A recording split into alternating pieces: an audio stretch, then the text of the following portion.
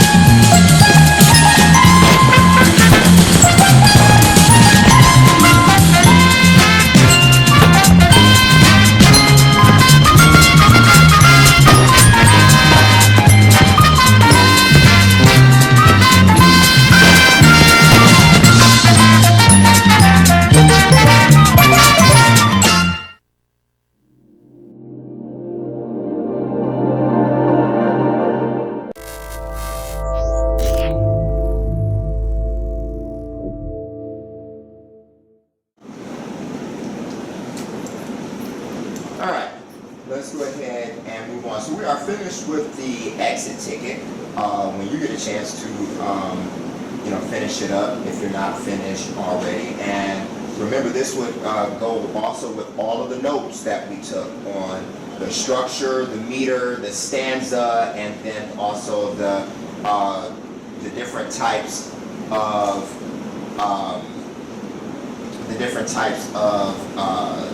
stanzas that we discussed, but also any other notes that we took on the epic and on making inferences.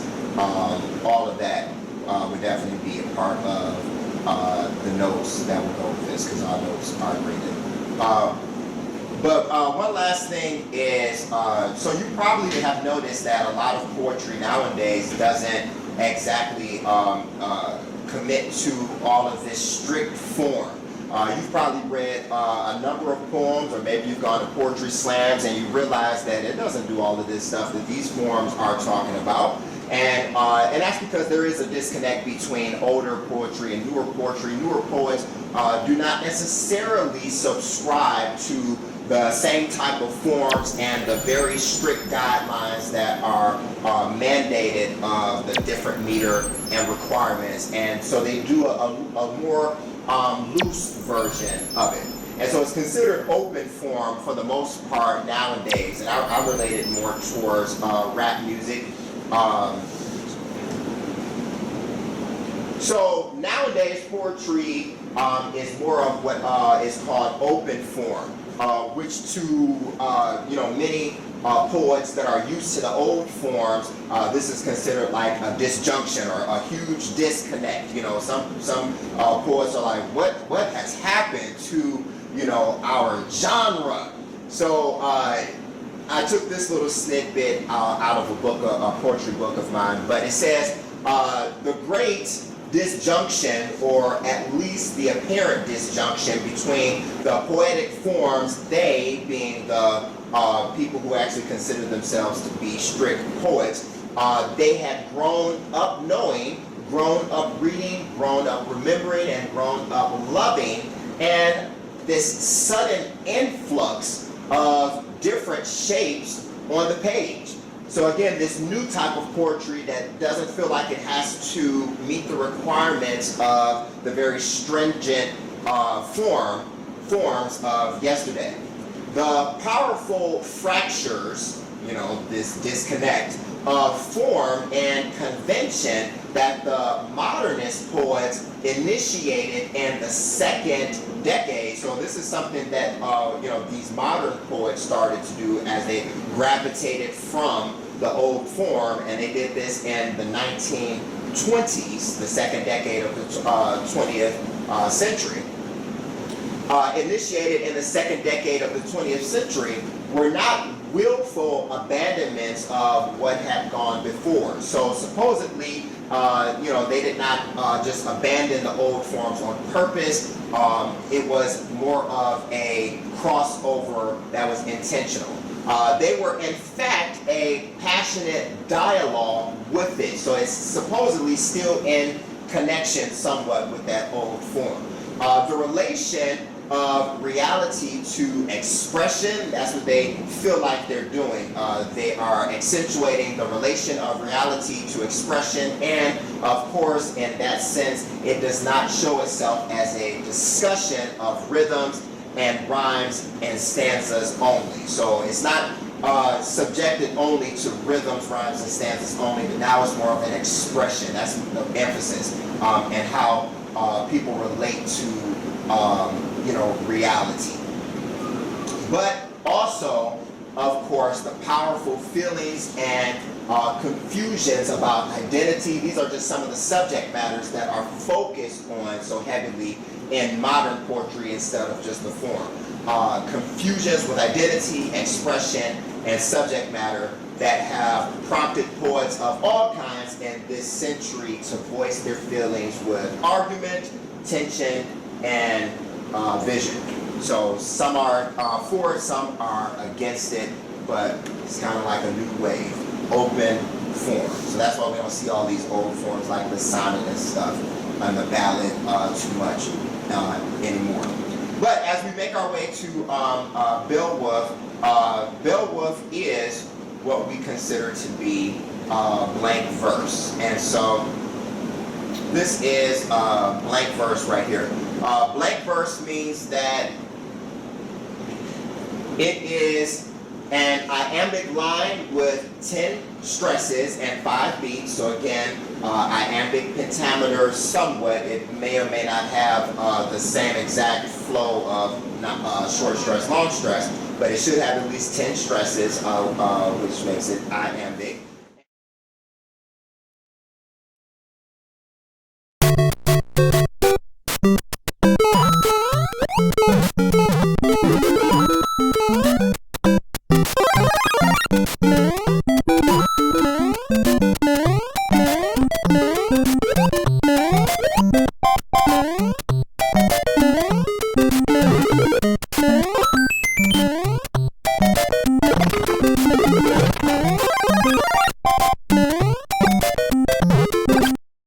And then also it is unrhymed. So Beowulf is going to be unrhymed. Blank verse is traditionally associated with dramatic speech and epic poetry, which is what Beowulf is, an epic poem. And the lack of rhyme makes enjambment, or the continuous reading from line to line, more possible and often more effective. So the fact that there are no rhymes, that allows us to continue the reading from line to line, which people tend to misconstrue with poetry, that you're supposed to stop at the end of a line. And it is often identified as the poetic form closest to human speech. So we are finished with the teach segment and the exit ticket, and now we're going into the class practice, and after that is the independent practice. So all I'm going to do is model what you're going to be doing in the independent practice, but this is what you'll be doing essentially, the same thing I'll be modeling. All right, so let's go ahead and go back to Beowulf online. Let's go to Clever, and let's refresh ourselves on how we get there. So go back to Clever. Okay, the first step is you have to log into Clever using Google Chrome or Safari. So let's go back onto Clever, and let's scroll all the way down to Combined Subject Resources. You're going to click on Savas Easy Bridge. And inside Savas Easy Bridge, you're going to see the following page called Classes and Products. On this page, you're going to scroll all the way over to the right and click on Savas Realize, that gray rectangular box. This is the Savas Realize page. And over here on the right-hand side, once again, you see My Programs, and the program that we are going to use is the My Perspective ELA. So let's click on that icon. And now we see a table of contents specifically for that book. You are going to click on Student Edition. I am going to click on Teacher Edition. Under Teacher or Student Edition, either way, you want to make sure that you once again click on that edition. And it's going to bring up a new window that says to click in this new window for the actual book. So once you click the arrow, it may ask you to select a language and to select a picture. And then it should take you to unit number 1.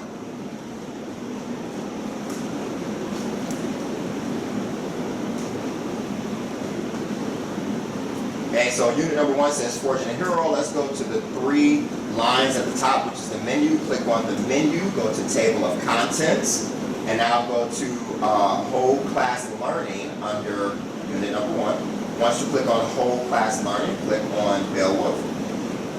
Once you click on Beowulf, then let's go ahead and click off of the menu.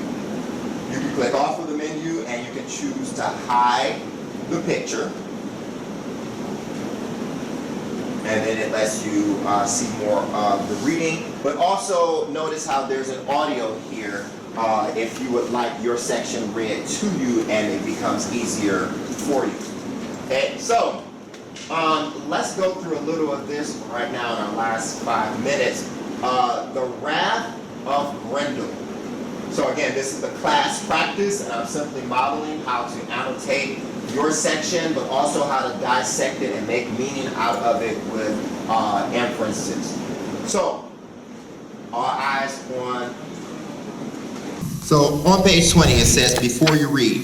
It's always the best reading practice to do some type of activity before you read to get you introduced to the reading. So we have a focus. Our reading focus is the Dragon Slayer. So can someone read for us the reading focus, the Dragon Slayer? And this is a, you slay, girl, you slay. This is the original definition of Slayer. Who gonna read for us? You. Okay. Ariana's gonna read. Oh. The Dragon Slayer. Reading focus. The Dragon Slayer. This is a story about a hero from the misty reaches of the English past, a hero who faces violence, horror, and even death to save a people in mortal danger. The epic's events take place many centuries ago, but this story still speaks to people today. Okay, let's just stop right there for just a second. Okay, so it just gave you the purpose of why we're reading this. What was the purpose that it said? Beowulf, a Geat from Sweden, is the first great oral work of the English national literature, the mythical and literary record of a formative stage of English civilization. Composed in Old English between 700 and 750 AD in Northumbria, about life in the 6th century, and probably by a monk by the Christian elements in it. Manuscript dates back to year 1000 AD. Each rhythmic verse had 4 stressed syllables and an indefinite number of unstressed ones. What I was looking for is where it says, but this story still speaks to people today. Okay, so the reason that we're reading it is because it still speaks of lessons to be learned today. So it's not just dated information and it's like, wow, we read it. We still read it because it still speaks to us. We can still learn stuff from it and gain from it today. And it's saying possibly what we can gain is some knowledge on why we possibly need a hero. Like, especially right now, I feel like African Americans are desperately in need of a hero. We're looking for someone to lead us. So our ancestors, they're used to having leaders who took charge and who took command of the African American heritage. But now there's no one, and we're like really divided, and no one really knows how to unite us again. And so just every little thing gets us off on a different tangent. So this is racist, and that's racist, and I can't believe they're doing this, and the president did this, okay? So I think a lot of times we're looking for someone to come lead us, and that's what the people back then were looking forward to. So continue. Perhaps because there are so many people in need of a rescuer, a hero. Beowulf is ancient England's hero. In other times, in other cultures, the hero takes the shape of King Arthur, or Gilgamesh, or Saudiata, or Joan of Arc. In 20th century America, the hero may assume the guise of Shane in the Western novel, or perhaps even Superman in the comic strips and movies. This hero type is the Dragon Slayer, representing a besieged community facing evil forces that lurk in the cold darkness. And Grendel, the monster lurking in the depths of the lagoon, may represent all those threatening forces. Okay, so the hero isn't necessarily someone who's physically fighting for our safety. A lot of times the hero is someone who gives us emotional and mental strength and guidance and information. Back then they were literally talking about a dragon slayer, but today we can use this figuratively speaking. Elements of literature. The epic hero. Beowulf, like all epic heroes, has superior physical strength and is supremely ethical. In his quest, he must defeat monsters that embody dark, destructive powers. At the end of the quest, he is glorified by the people he has saved. If you watch current events, particularly about people emerging from years of oppression, you will see this impulse toward glorification still at work. So notice how it keeps repeating things like glorification.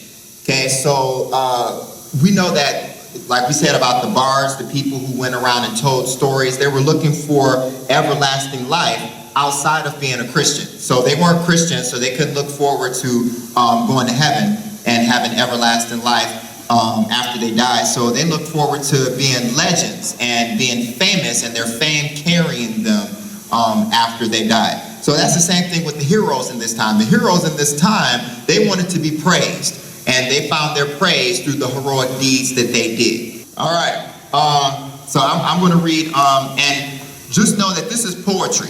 Okay, this isn't like a regular novel. This is poetry. So instead of calling these paragraphs, these would be stanzas, and the lines in poetry get numbered. So you'll probably feel a certain type of rhyme scheme going on, a certain type of rhythm. So I would be like one of the bards telling this story.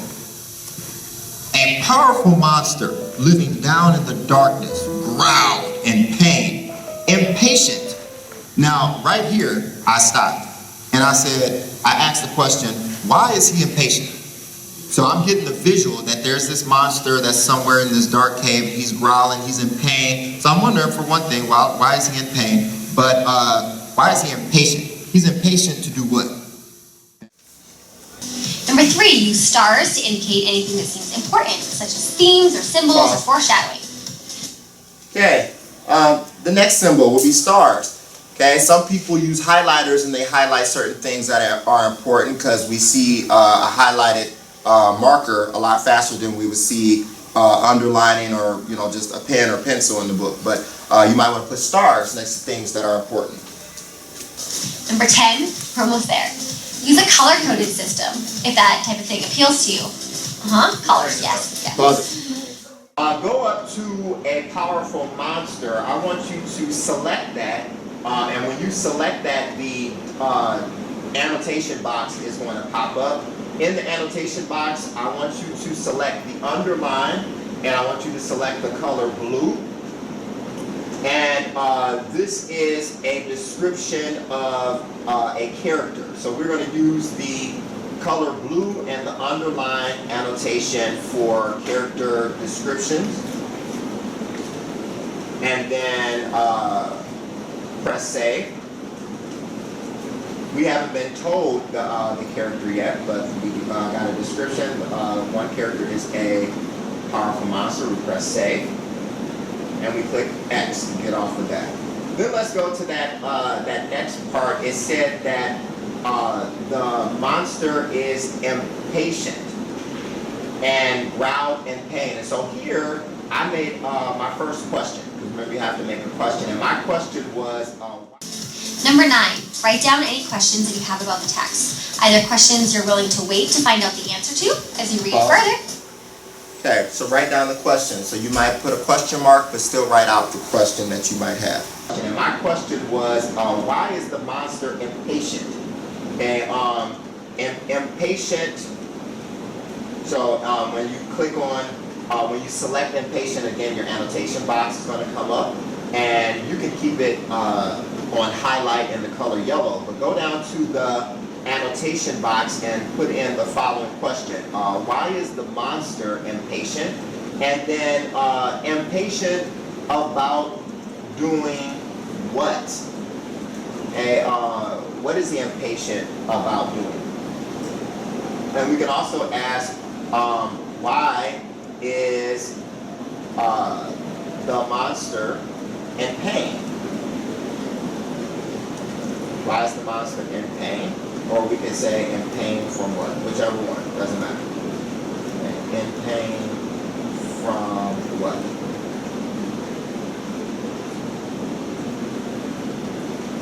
So press save. And why is the monster impatient? Impatient about doing what? Why is the monster in pain? In pain from what? And we click off of there. And then the last one, as day after day, the music rang loud in that hall. I selected that and I made a comment. I said, this reminds me of a noisy neighbor. You know, if you ever lived in an apartment and the people above you are having a party, you take the broom and you hit the, hey, what's going on up there? Hit the ceiling. So this reminds me of a noisy neighbor. Impatient, as day after day the music rang loud in the hall, in that hall. The harps rejoicing called, and the poets clear songs sung of the ancient beginnings of us all, recalling the Almighty making the earth, shaping these beautiful panes marked off by oceans, then proudly settling the sun and moon to glow across the land and light it. Also, one thing about reading poetry, even though the lines stop at a certain place, you don't stop at the end of a line. You just keep going until you get to the punctuation. Okay? The corners of the earth were made lovely with trees and leaves, made quick with life, and each of the nations who now move on its face. And then, as now warriors sang of their pleasure, so Hrothgar's men lived happy in his hall, till the monster stirred, that demon, that fiend, Grendel, who haunted the moors, the wild marshes, and made his home in a hell, not hell, but earth. He was spawned in that slime, conceived by a pair of those monsters born of Cain, murderous creatures banished by God, banished forever for the crime of Abel's death.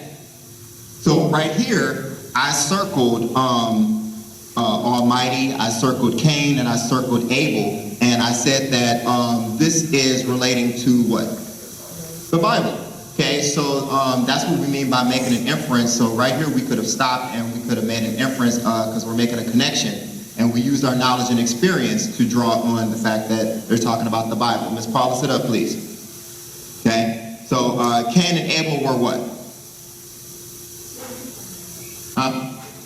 They're people in the Bible. How do they know each other? I'm just see how much you know of them. They're brothers, yeah. So one of them symbolizes what? Evil. The other one symbolizes?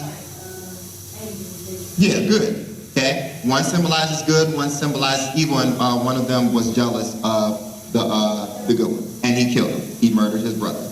Okay.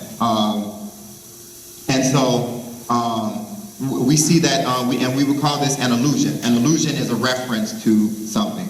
Okay, so I put that there. So, so it says that he was spawned in that slime, conceived by a pair of those monsters born of Cain, murderous creatures banished by God, punished forever for the crime of Abel's death. The Almighty drove those demons out, and their exile was bitter, shut away from men. They split into 1,000 forms of evil, spirits and fiends, goblins, monsters, giants, a brood forever opposing the Lord's will, and again defeated. This area here at the bottom I labeled the history of Grendel, because he's telling us exactly how Grendel came about. Okay, so I labeled that the history of Grendel. And so I'm gonna have somebody else continue on. Number 5, circle or mark somehow. Pick a shape. Use a trapezoid. Remember trapezoid. There we go. All right, so you might want to mark off where you see, or maybe just underline when you see characters' names for the first time. Okay, obviously this is when you're reading fictional things. So you would probably highlight or underline or circle where characters are being introduced for the first time. This way, if we're trying to make some type of a connection on what this character's involvement to the story really means, we can trace all the way back to when this character first came into the story. Okay, let's unpause it. Remember what a trapezoid looks like. Circle any character names anytime they are introduced for the first time in the book. Number 6, keep a list somewhere, maybe on the inside cover, of all the characters and their traits. So the first thing that you should have on your selection is underline a powerful monster. Underline a powerful monster if you don't already have it underlined, and use the color blue for this. So all you have to do to underline or highlight or circle anything is to simply select it. Once you select it, and you know how you select anything, you just simply select it. Once you select it, the annotation box is going to pop up. You might have to scroll down slightly to see the whole thing, but it's going to give you an option to highlight, circle, or underline. For this one, we're going to choose to underline. It gives you a different array of colors, and this one we're going to use blue for. Okay, so underline and blue, we're going to use this for character names and character descriptions, just like she said in that video, that you need to keep up with all the characters and their descriptions when they're being introduced for the first time. And then you're going to press save. You can put in the annotation box if you want to descriptions of a character. Press save. Always remember to press save, and then press X. First of all, if you click on that number, that exponent right next to the word hall, that's going to give you a footnote of what is being illustrated. They're talking about Herod Hall. So Herod is the name of the hall that is being described in this poem, Herod Hall. So anytime they're talking about the hall, Herod Hall. The next thing that I highlighted was the different assonants in here, just like we did on the Sonnet 18 poem from Shakespeare. Remember, assonance is that internal rhyming of the words. Now, one thing about this poem, this is an epic poem, which means it's more of a story, a narrative type of poem, and it isn't bogged down with the requirements of having rhymes at the end of each line. So it doesn't necessarily have a rhyme scheme at the end of each line because it's a part of the blank verse family, and that's not a requirement of the blank verse family. But we do find internal rhyme in here in the form of alliteration and assonance. Okay, so we're going to highlight some of those right now as well. So in line number 2, where you see pain, underline pain in pink. So all of our poetic devices, we're going to use the color pink and the underline for those. So in line number 2, underline pain in pink, and underline rang in line number 3 in pink as well. Pain, rang. That's assonance, internal rhyme of the vowel sounds. Pain, rang. Underline in pink. Go down to line number 4, and I want you to underline in pink, because this is more assonance. Hall, underline hall in pink. Underline call in number 5, underline call in pink in number 5, underline all in pink in line number 6. All. in pink and line number 6. Okay, so again, that would have read as the following. A powerful monster living down in the darkness. So again, remember, when you don't have a punctuation at the end of a line, you just keep reading. That's called enjambment. You just keep reading until you find a punctuation. And the fact that there's no rhyme at the end of each line is especially helpful with the enjambment or the continuous reading. So a powerful monster living down in the darkness growled in pain. Impatient as day after day the music rang loud in that hall. The harp's rejoicing call and the poet's clear songs sung of the ancient beginnings of us all recalling. So I'm going to pause there because let's also highlight some alliteration. So remember, alliteration is when you have the repetition of consonant sounds at the beginning of a word. So in line number 4, we already have hall underlined. Let's also underline harps in pink. Underline harps in pink. What up, boys? All right. Where are you supposed to be?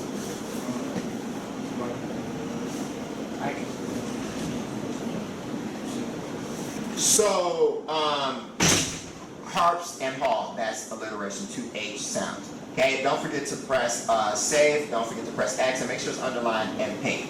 Next is, let's go to line number 5. Let's underline songs and sung. So underline songs in pink, make sure you press the underline. Again, might have to scroll down sometimes to get to the save button. And then let's go to, well actually you could have just, I could have just underlined both of them at the same time. I don't know why I did them separately. They're right next to each other. But underline both of those in pink. Okay. All right, the next thing that I want you to highlight or underline is where it says the Almighty. And when it says the Almighty, who is being referenced here? God. Okay, so when you underline that, the Almighty is a character who's being mentioned. This character is responsible for the making of the earth, the shaping of these beautiful plains marked off by oceans, blah, blah, blah, blah, blah. But in your annotation box, I want you to put God. So underline that in blue. That's a new character. God makes an appearance in the story, apparently. Okay, but underline it in blue and press save. And then put God in the annotation box. The Almighty is God. Now, for your whole, when you do the independent practice, you're not going to do all of the different devices, poetic devices. You're not going to do like alliteration and assonance. You're just going to do that in like your first major stanza. You're not going to do that throughout your whole section because the sections are a little lengthy. So you're just going to show that you have command over picking out assonance and alliteration in just your first major stanza. And then that'll be good enough. But let's keep going. So let's go down to, let's read starting on line number 7. So the Almighty making the heaven, I'm sorry, that doesn't say heaven at all. The Almighty making the earth, shaping these beautiful plains marked off by oceans, then proudly setting the sun and moon to glow across the land and light it. The corners of the earth were made lovely with trees and leaves, made quick with life, with each of the nations who now move on its face. And then, as now warriors sang of the pleasure, so Hrothgar's men lived happy in his hall, till the monster stirred that demon, that fiend, Grendel, who haunted the moors, the wild marshes, and his home in a hell, not hell, but earth. He was spawned in that slime, conceived by a pair of those monsters born of Cain, murderous creatures banished by God, punished forever for the crime of Abel's death. The Almighty drove those demons out, and their exile was bitter. Shut away from men, they split into 1,000 forms of evil. Spirits and fiends, goblins, monsters, giants, a brute forever opposing the Lord's will and again defeated. Period. Okay. All right, so let's go back up to up here, line number 7. And again, I'm just picking out a few examples of alliteration or assonance. So seeing nothing in these lines, but in line number 9, let's go ahead and underline setting. Underline setting and sun in pink. Underline it. Setting and sun in pink.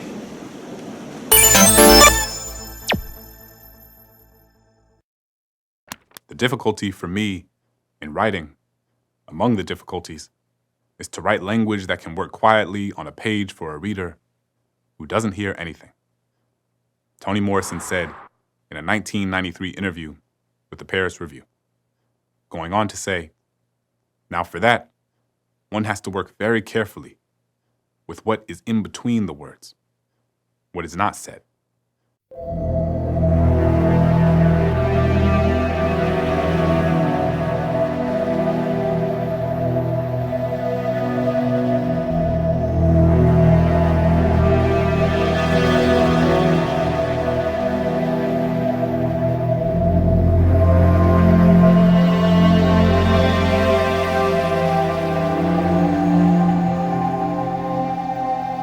Number 2, use question marks in the book to indicate areas of uncertainty. So anytime you're reading and you're like, what?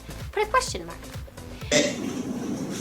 During our passage, I saw flying fishes, which surprised me very much. They used frequently to fly across the ship, and many of them fell on the deck. I also now first saw the use of the quadrant. The quadrant is defined for us at the bottom. What is a quadrant? Thank you. A quadrant, thank you very much. A quadrant is an instrument used for measuring altitude. What is an altitude? It is height. How many people have been on an airplane before?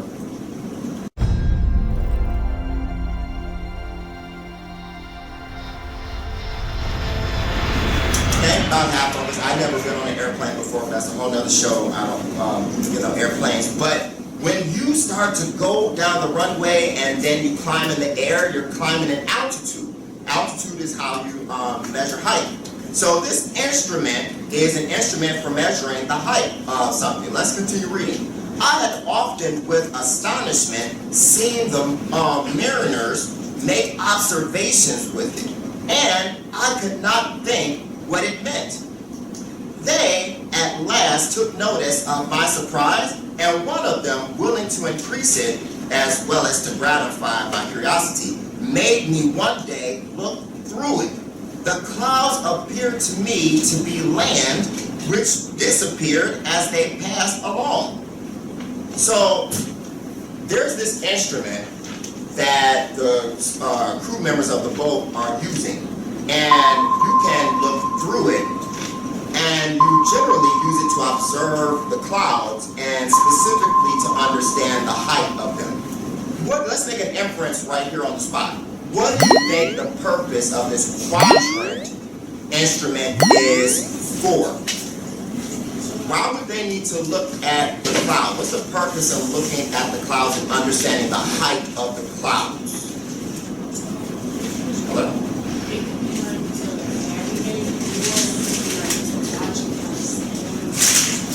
To navigate or to watch for storms. So the first one, I'll challenge you on that because you wouldn't necessarily want to watch the clouds for navigating because clouds move with you.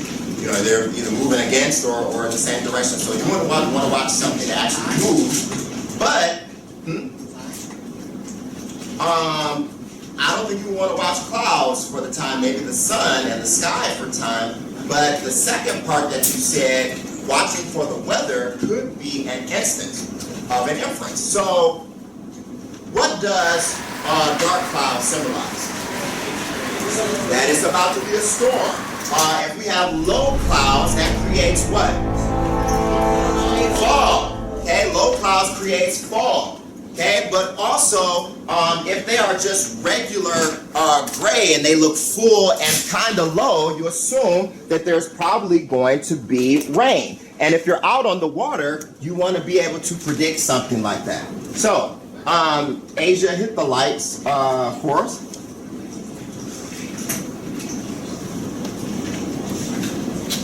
All right, so I'm going to provide you with just a little bit of information. Again, this is the my knowledge that we're bringing to the table. Well, actually, you already provided the my knowledge. You provided the my knowledge, and so I want to bring some other information to try to see if we can come to a concise conclusion. All right.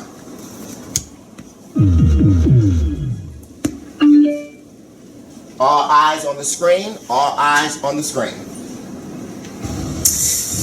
Turning to the forecast now, Paul tracking flurries overnight. And Paul, what are we looking like for the morning commute here? Yeah, hey, buddy, we're looking okay, I think. We have, Storm Tracker 4 is showing what looks like some snow in the area, but this stuff is not even reaching the ground. In fact, I have checked every single airport here in southern Michigan, and there is not one that's reporting even a flake. Now, back down to the southwest, we do have some snow there, but again, here in our part of the state, there is nothing that is falling and reaching the ground, and in fact, it's not clear here. I explained this earlier. The automated reporting station has an instrument that measures the base of the clouds. It's called a salometer, and it cannot see clouds above 12,000 feet. So actually, at City Airport, So this salometer thing, he said it is an instrument, and it's used for measuring the base of the clouds. So maybe this quadrant thing that Equiano was describing for us, maybe it's an earlier version of detecting the weather. And later in life, maybe it became called salometer. So this is how, again, we want to be able to provide clarity for things that are not necessarily pointed out for us. So did Equiano tell us that this thing was called salometer? Does it make sense that this might be an earlier version of a weather detecting instrument? Yes. Yes. And so again, this making inferences concept, it has nothing to do with strictly reading an English class and boring books. Oh my God. Okay, it's about providing clarity in life when you're only provided with certain information and your thoughts. When that's all that you can go on.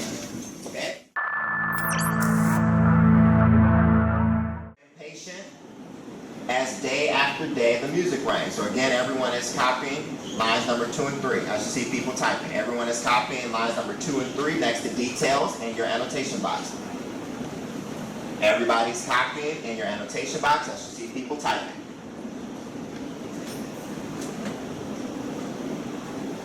So you have the word details. Literally, you have that word details in there. Details. And next to it, you have lines number 2 and 3 from the poem. All right, so now you should have your facts and details. That's the information that brought about the question. That was the information that was so confusing that it brought about the question. So now, let's go to the next line, and I want you to put my knowledge. Go to the next line and put my knowledge. Literally the words, my and knowledge.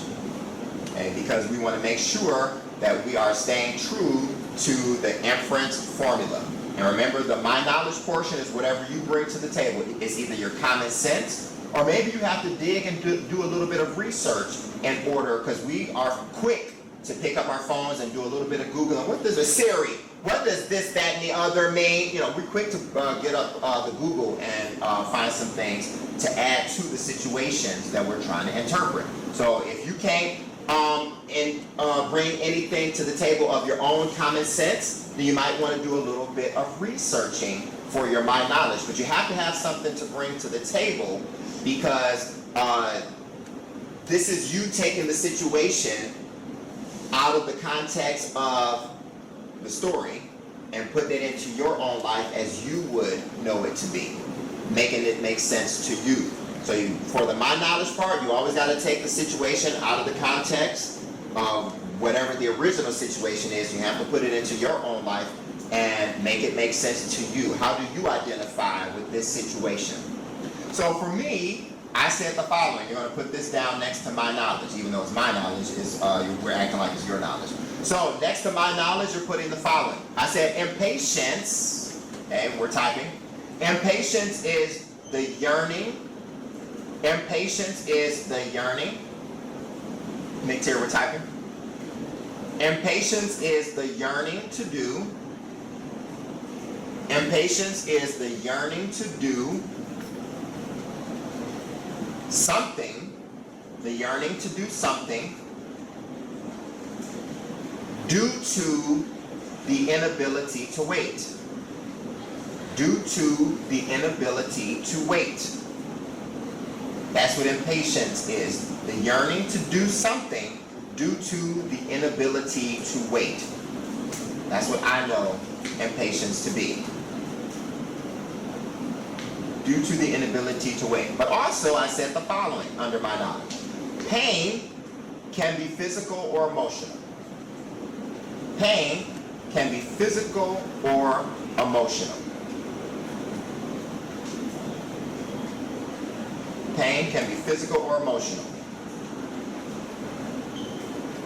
And the last part that I put under my knowledge is monsters usually scare, haunt, or kill. Monsters usually scare, haunt, or kill. That's how I identify with monsters. They usually scare, haunt, or kill.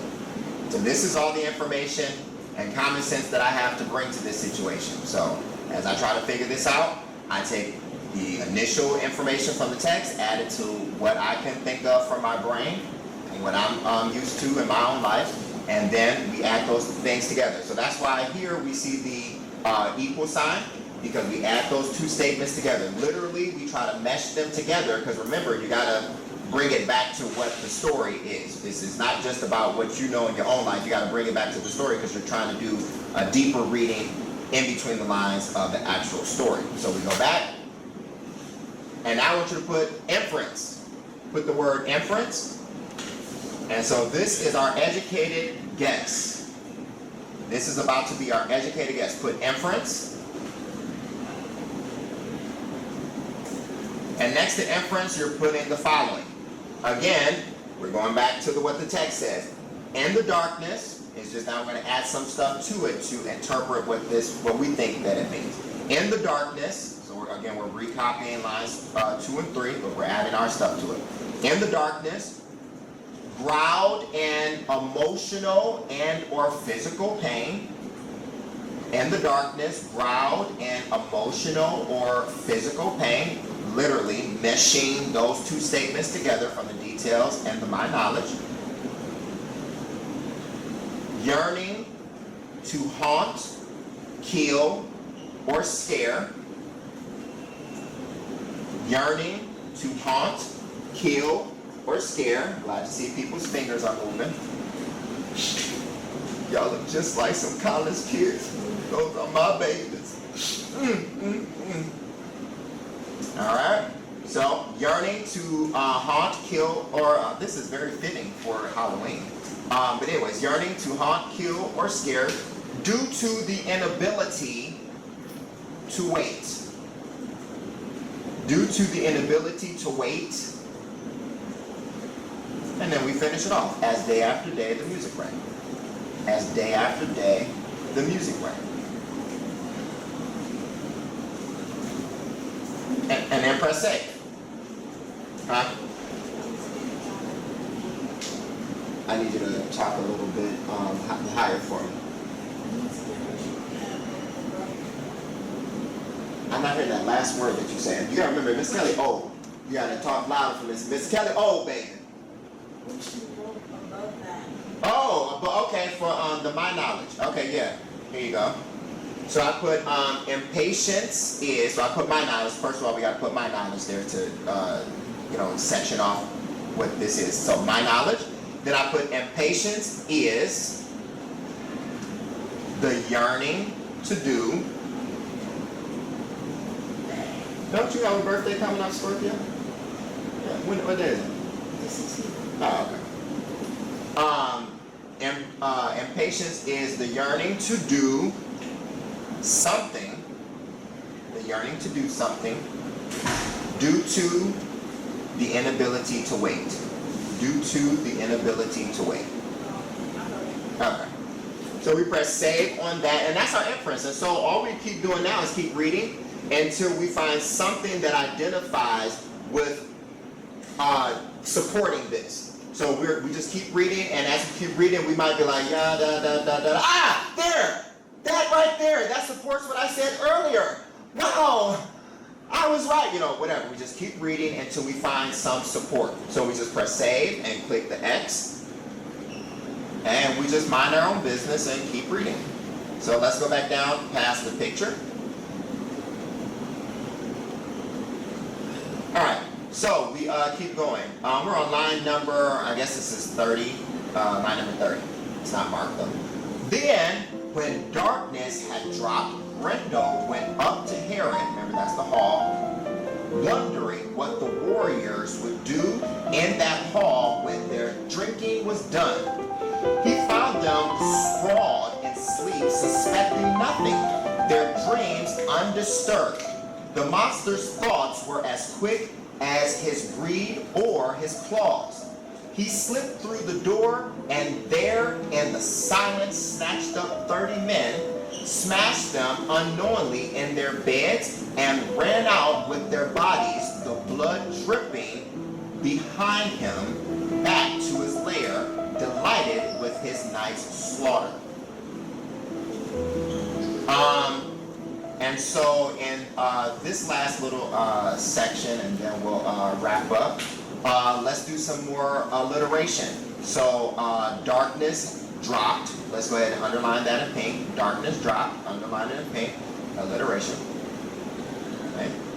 Then when the darkness had dropped, Grendel went up to Herod, wondering what the warriors would be more alliteration. Underline that in pink.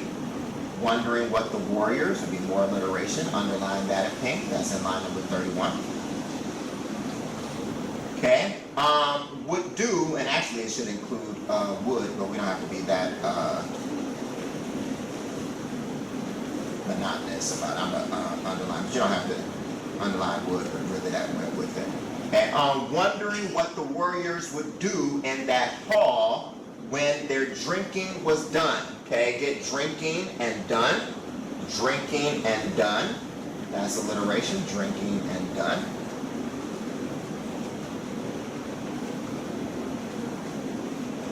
Press save. Okay, he found them sprawled in sleep, suspecting. Let's underline that. And pink. Okay, sprawled in sleep, suspecting. Underline that in pink.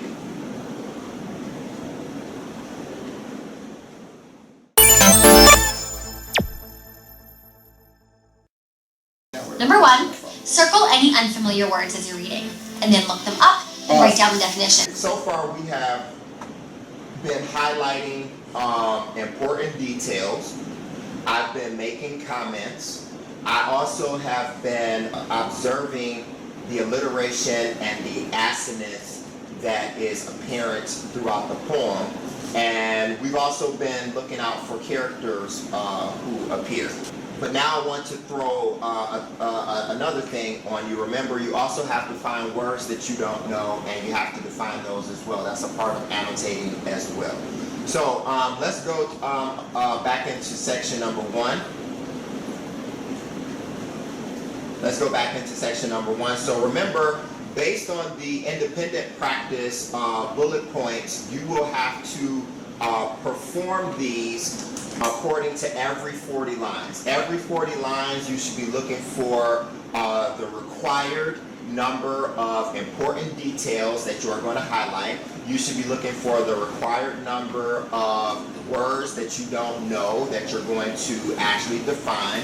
And then you also should be always looking for brand new characters and their descriptions as they arise. And then you should also be raising a certain number of questions and comments, the required number based on the independent practice that I've created for you. Every 40 lines.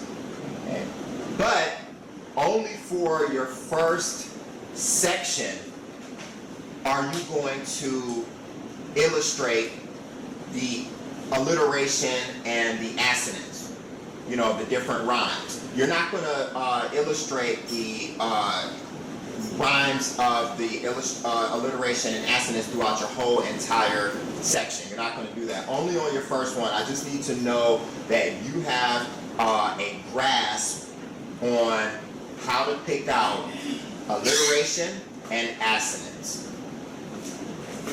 Okay, so I'm going to actually stop at line number 40, and we may have made it to line number 40 yesterday. And so after line number 40, again, that's actually 2 segments in my section, and I'm gonna, well, actually, no, it's just 1. That's my first segment in my section, and I'm going to stop the alliteration and assonance there. But now let's go back and let's look for words that we don't know, and let's define them. Okay, so words that you don't know will be defined as a word that you just simply cannot pronounce and you don't know the meaning of, or a word that you may know how to pronounce but you still do not know the meaning of. Okay, so if you know that you cannot illustrate what this word means, then you don't know the meaning of the word. So you would need to define it, and that's how you can find the words that you don't know. So a lot of times, you know, people will go through, oh, I know that word. You know how to pronounce it, and then maybe that, but what you don't know is what it means. And so that what that does is that breaks down the comprehension of trying to understand the text as much as possible. All right, so let's go to line number 16. And under line number 16, let's select fiend. Let's select fiend, and we're going to use the color green, and we're going to use the circle for words that we don't know. We're going to use the color green, and we're going to use the circle for words we don't know. Fiend, as dictionary.com defines it, is defined as Satan, the devil. That's how dictionary.com defines fiend. Satan, the devil, any evil spirit or demon. Satan, the devil, any evil spirit, or, you need help, Promise? Or a demon. And then don't forget to press save on that. And then let's click off of that. Let's go to another word. Let's go to Moors in line number 17. And again, this is probably definitely a word that you know how to pronounce but don't know the meaning of. So circle that in green. And this is an expanse of open wasteland. An expanse of open wasteland. An expanse of open wasteland. Often overgrown and used for hunting. Often overgrown and used for hunting. Often overgrown and used for hunting. And press save on that. And if you don't get all of it in there, that's fine. Again, I just want to be able to see these exact annotations on your version of this poem when I grade you for the class practice. So I know that you were actually going through us and getting the experience of annotating and making inferences, and also picking out the different forms of alliteration and accents.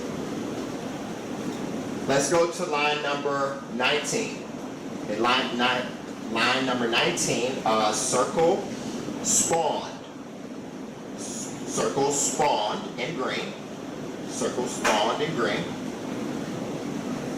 And this is any person or thing regarded as the creation or offspring, I'm sorry, I'm going too fast. Any person or thing, sorry about that. Any person or thing, so this is spawn. Any person or thing regarded as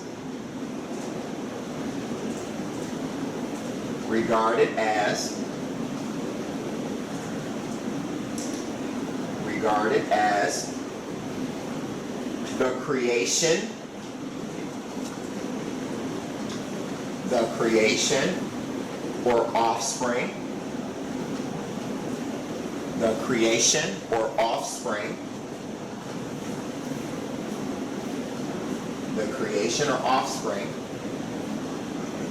of some stock, idea, etc. Of some stock, idea, etc. Of some stock, idea, etc. Stock would be like livestock, like, some living thing, or even some abstract thing like an idea, a byproduct of a thought. And then we press save on that, and then X. Save on that, and then X. Then let's go to line number 20. In line number 20, let's circle conceived. Circle conceived in green. And to conceive just means to form or to become pregnant with. To form or to become pregnant with. To form or to become pregnant with. Alright, now press save. And go to line number 24. In line number 24, I want you to circle exile. In line number 24, circle the word exile in green. And this is a person banished. A person banished. A person banished. Separated or expelled. Separated or expelled. Separated or expelled from their native land, country, or home. From their native land, country, or home. Of their native land, country, or home. And this can be by force or circumstance. You don't have to put that part if you don't want to, but it can be by force or circumstance. So voluntarily or involuntarily. We press save on that. Press save on that. And then let's go to line number 28. 6, 7, 8. Go to line 28. Circle brood and green. Circle brood and green in line number 28. And this is a breed. It's a species. It's a group. A breed, a species, or a group. A breed, a species, or a group. Press save.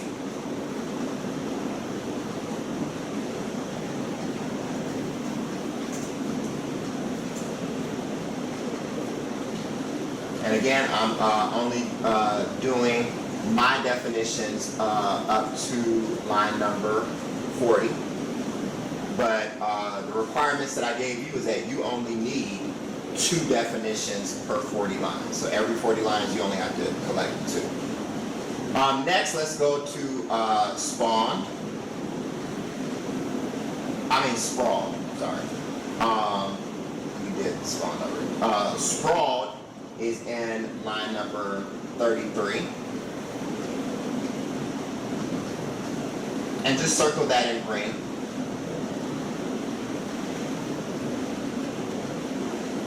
And then go to line number 40.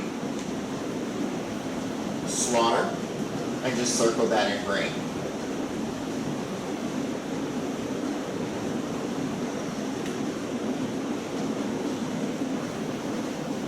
And then the last one is layer in line number 40. Circle that in green. And a layer is a den or hiding place. And that'll be the last one that we do, a den or hiding place. And a layer is like an animal's home.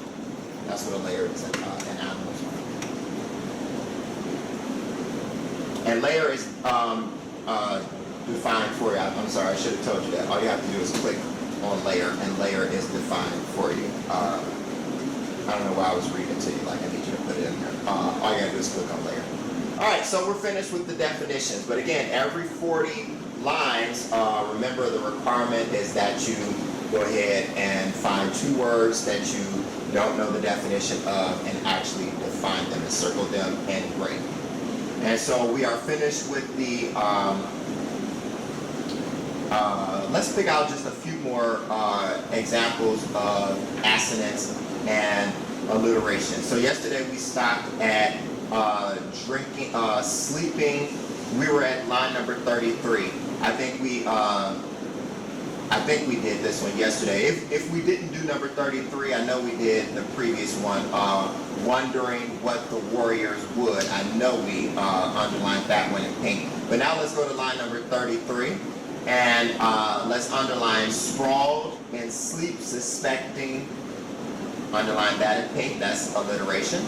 Those constant S sounds. Line number 33. Sprawled in sleep suspecting. Underline that in pink. That's alliteration.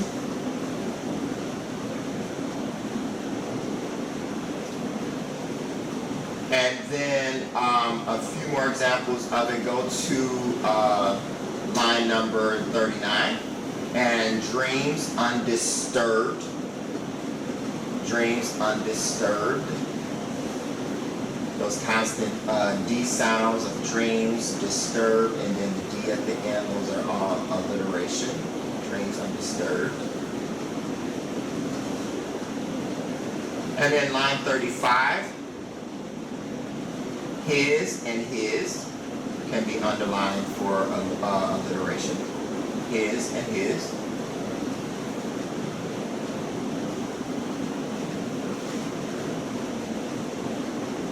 Actually, his, and he in line number 36. His, and he in line 36. Underlined in pink.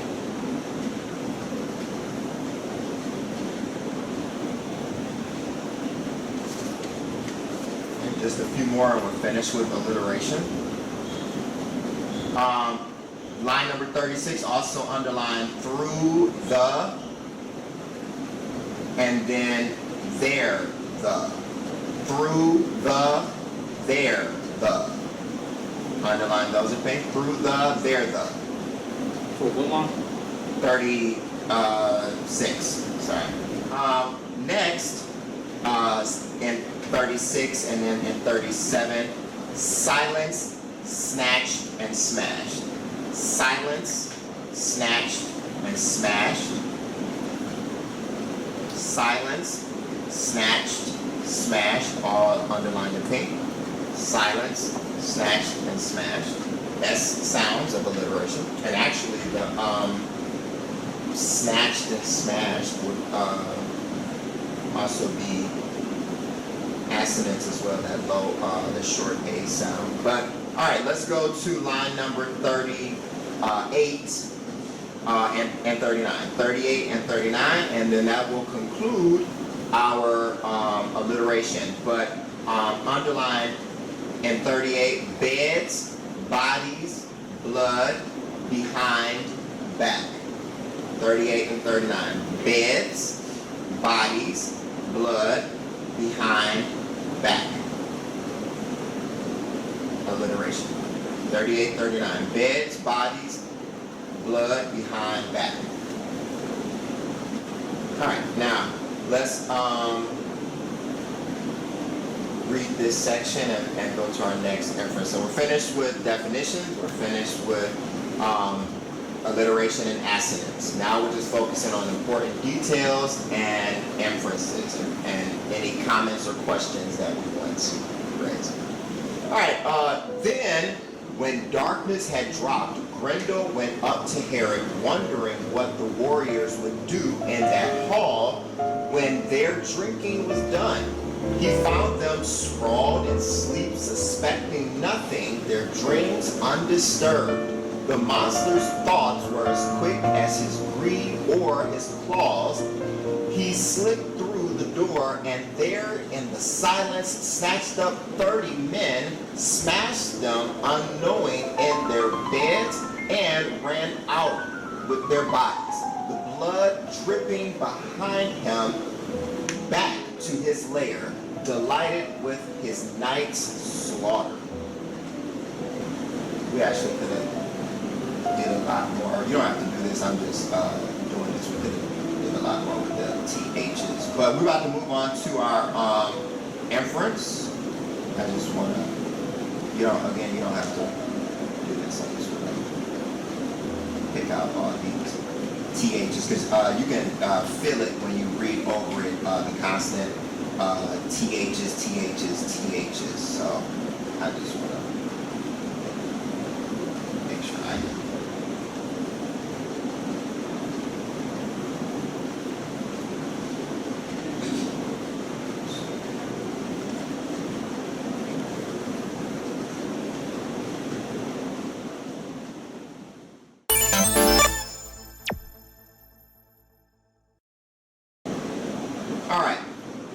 So now let's make our second inference. So go back up to line number 38. And in line number 38, this is the question that I asked. And remember, areas of uncertainty lend themselves to the opportunity for making questions or asking questions. And questions allow you to make inferences. So here's the question that you're going to put in the annotation box. Why is there no one on watch? Why is there no one on watch? So that's the question that you're putting in. Why is there no one on watch?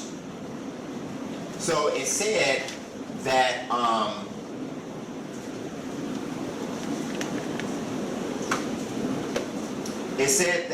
he found them sprawled in sleep, suspecting nothing, their dreams undisturbed. And so if, my thing is, if they know that there's this, monster who, is constantly haunting their hall, why would they be sleeping so easily and peacefully and suspecting nothing? So this suspecting nothing led me to make a few connections. So I said, why is there no one on watch? If you are used to this monster, you'd have somebody on watch. So put the words inference number 2. Put the words inference number 2 under that. Inference number 2. And again, we simply follow our inference formula. So after you put inference number 2, put the word details. Put the word details. Put the word details. And here are the details. Remember, the details are exactly the words from the text that brought about the question in the first place. Those are always the details. So you're going to simply write line number 38 and 39. Okay, and this is what it reads, just in case your annotation box is covering it. So it reads, he found them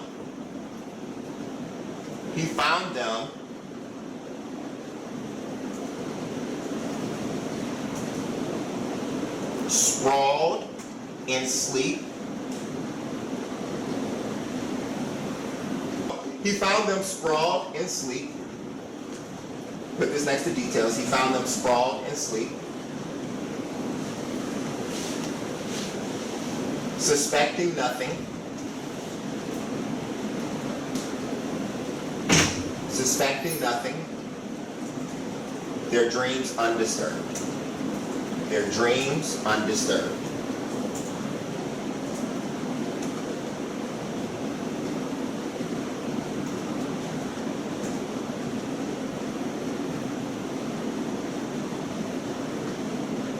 Their dreams undisturbed. All right, so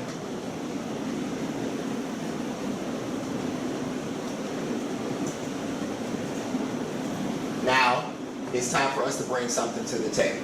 So now underneath that, once you finish typing that, their dreams undisturbed, those are the facts and the details that, again, were an area of uncertainty for us that allowed us to ask a question. And so now we go to the next part of our formula, which is knowledge and experience. So we have to bring something to the table of our own to complete the formula. So go to the next line and put knowledge. Go to the next line and put knowledge. This is what you're bringing to the table, or what I'm bringing to the table because it's my inference. Put knowledge. And next to it, I put the following. I said that people who are suspecting nothing, people who are suspecting nothing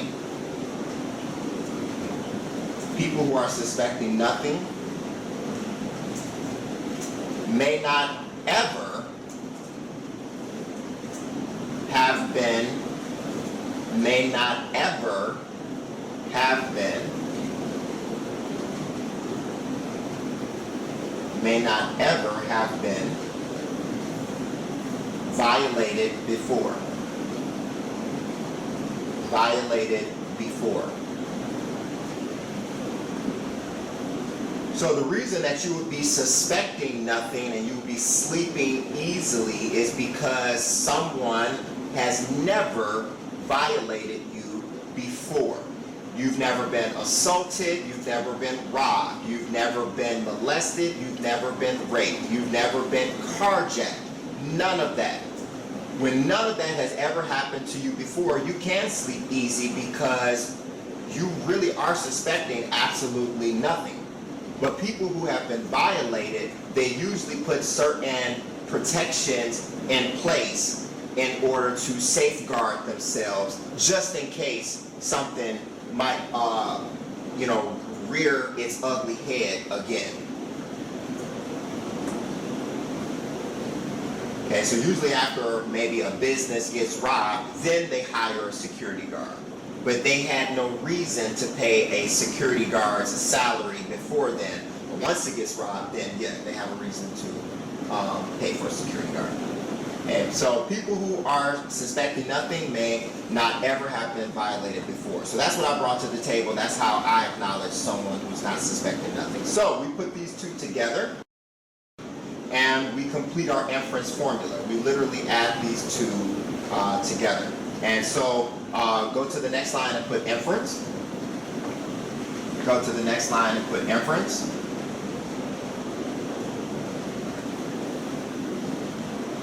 And we literally add these two statements together. So we start back from the beginning. So I said, Grendel found the warriors. Grendel found the warriors. Grendel found the warriors of Herod Hall. Of Herod Hall. Of Herod Hall. And sprawled in sleep. Sprawled in sleep. Sprawled and sleep, because remember, we want to make sure that we not only get stuck on our own knowledge and experience, we got to relate it back to the text and make sense out of that confusing area. So we have to make some type of logical guesstimation that reads deeper in between the lines of what's actually there in the text, so we can take it further to make sense out of it. Suspecting nothing. Suspecting nothing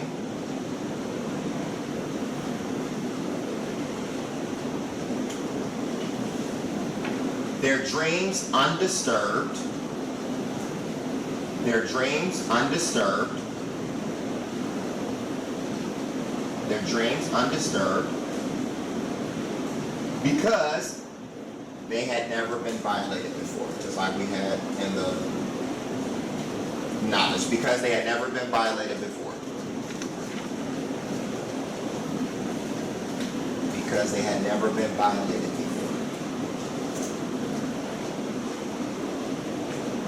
Because they had never been violated before. You press save and press X. Alright. The next thing that I highlighted, and I just thought it was an important detail, was from line 36 to 40. Okay, he slipped through the door, and there in the silence snatched up 30 men, smashed them unknowing in their beds, and ran out with their bodies, the blood dripping behind him, back to his lair, delighted with his night's slaughter. Highlight from 36 to 40, and just leave it like that. That's just an important detail. This lets us know what he did. This was his crime. This is exactly what he did. All right, let's go to line 41. At daybreak, with the sun's first light, they saw how well he had worked, and in that great morning broke their long feast with tears and laments for the dead.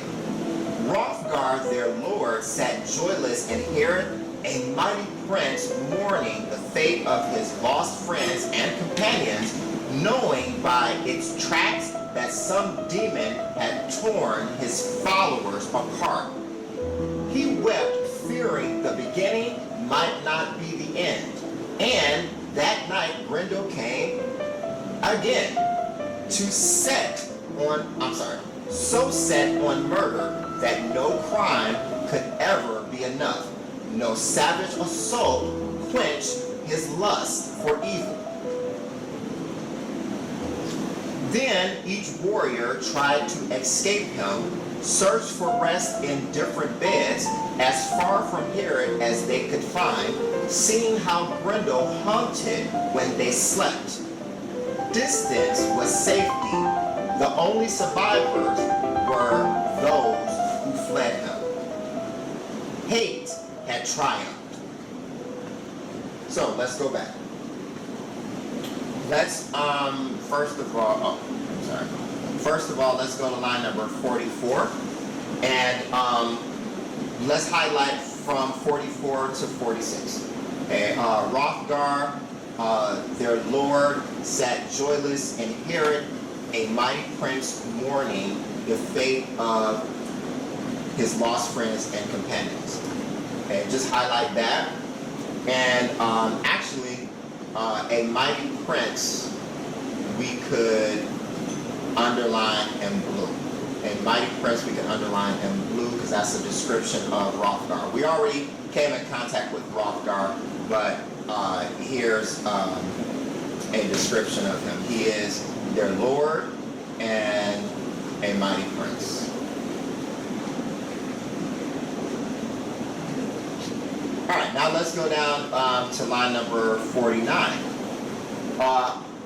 Highlight the beginning might not be the end. Highlight the beginning might not be the end.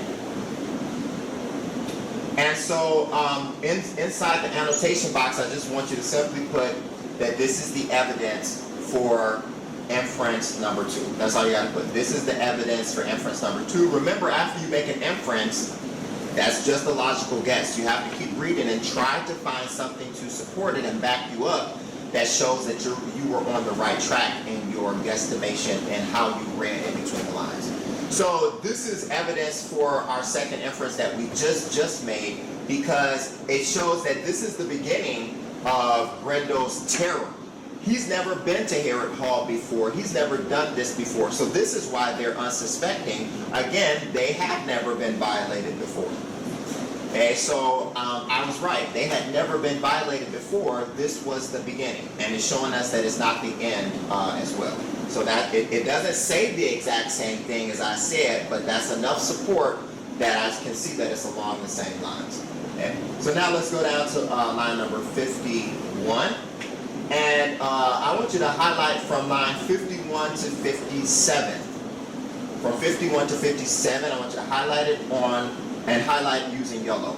On murder so set on murder that no crime could ever be enough, no savage assault quench his lust for evil.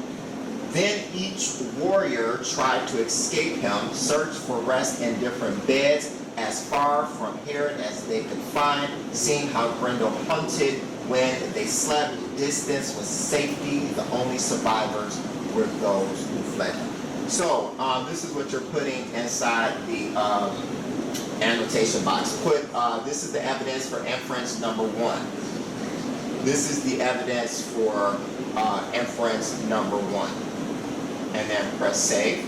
That's all you're putting in there. This is the evidence for inference number 1. So remember inference number 1, we said that Grendel was impatient because he was obviously, well, let's go back and see exactly what we said. We said that he was impatient because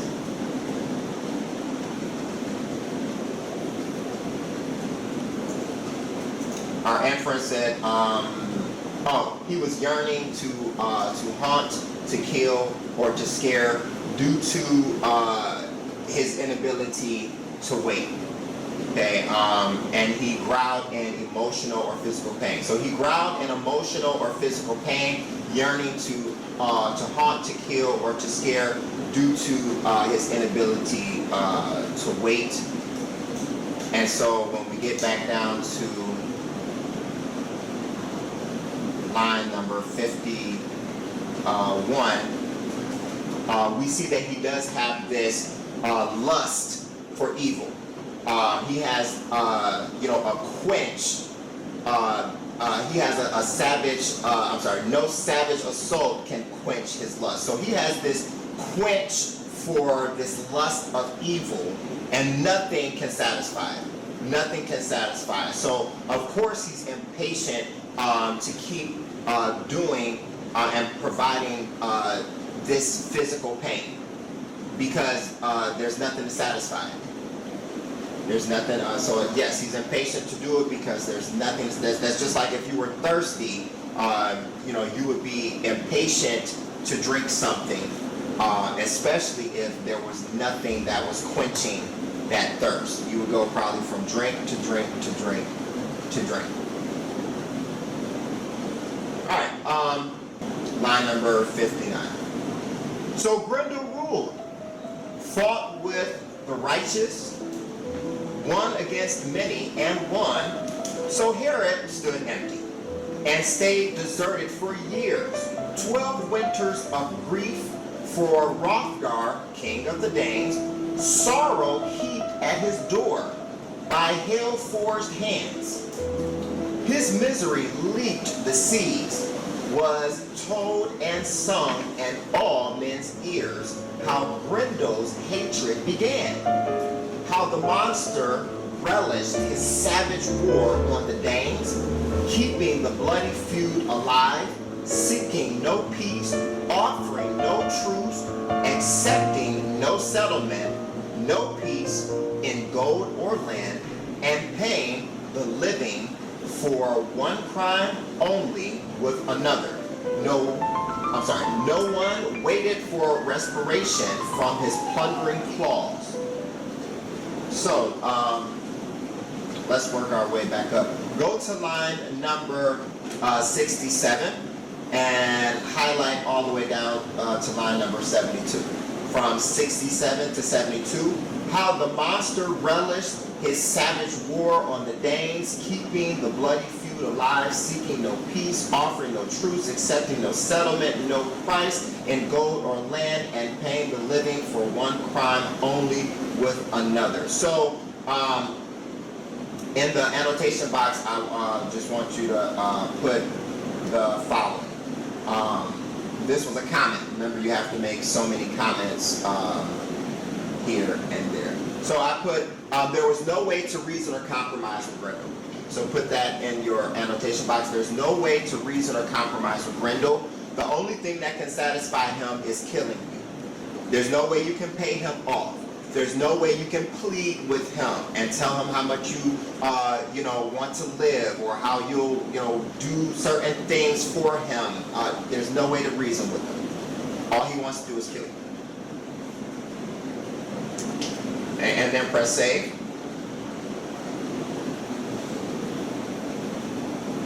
And then let's go back up to line number 63. And I want you to highlight Hrothgar, King of the Danes. Okay, so inside of this, we're going to make our third inference, and we're going to start with a question. So here's the question that you're going to put down once you highlight Hrothgar, King of the Danes, in line number 63. Or actually, it starts on line number 62 into 63. So the question was that I asked is, how is Hrothgar the king? How is Hrothgar the king? That's the question that you're putting down. How is Hrothgar the king when the poem just stated he was the prince? How is Hrothgar the king when the poem just stated he was the prince? We just read over that a few minutes ago. It said that he was the prince. So how is he the king now? So right after your question, so again, how is Hrothgar the king when the poem just stated he was the prince? How is Hrothgar the king when the poem just stated that he was the prince? Below that, put inference number 3. And remember, all you have to do is make a total of 3 inferences when you get to your section. So everything else, as far as the annotating, is every 40 lines. But all you have to do is make a total of 3 inferences following the inference formula. So inference number 3. Up under that, put details. Put details, and remember the details, we snatch that directly from the text. We just copy it directly from the text. And here's the part that brought about the question. It's always the area that was confusing or uncertain that made you ask the question in the first place. So here was the area. You're writing this right next to details. Herod stood empty. Herod stood empty. Herod stood empty and stayed deserted for years. And stayed deserted for years. And stayed deserted for years. 12 winters of grief for Hrothgar, king of the Danes. 12 winters of grief. 12 winters of grief. 12 winters of grief for Hrothgar, king of the Danes. For Hrothgar, king of the Danes. For Hrothgar, king of the Danes. Now, once again, we continue to follow the inference formula. Put knowledge underneath that. Put the word knowledge. And this is what I'm bringing to the table. So again, I am taking the situation out of the context of the story. I'm putting it into my own experience so that I can come to grips with how I have come to know something like this. So put knowledge. And this is what I brought to the table. I said, a prince only becomes king. A prince only becomes king. You're putting this next to knowledge. A prince only becomes king when his father passes away. When his father passes away. A prince only becomes king when his father passes away.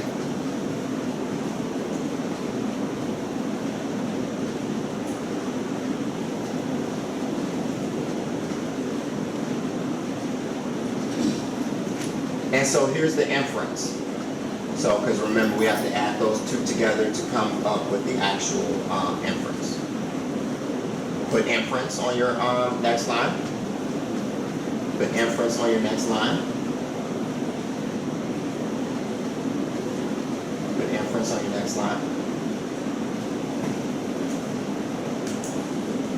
this is how I added it together. I said, Herod stood empty and stayed deserted for years. During the 12 years winter of grief, Hrothgar becomes king of the Danes because his father passes away. And so during those 12 winters that the hall stood deserted for those years, Hrothgar's father, the king, obviously must have passed away, making him the new heir to the throne. And so I simply took those two statements and added them together to be my inference. So again, I went right back to the text and related it back to the text, so it doesn't just seem like my thoughts, it seems like a furtherance of the text, a reading in between the lines with an educated guess. And then we press save. Press save. Okay, so we know that there's one person who's safe from Grendel. Who's that? Hrothgar, the king. And why is he safe? God love is just strong. Right. God is good. All the time. All the time.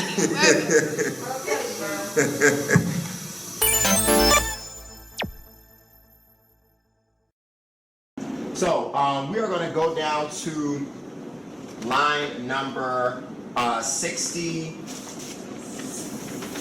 Go down to line number 60. And again, I have access to log into everybody's My Perspective book online, and you should have all of the following annotations if you have been here.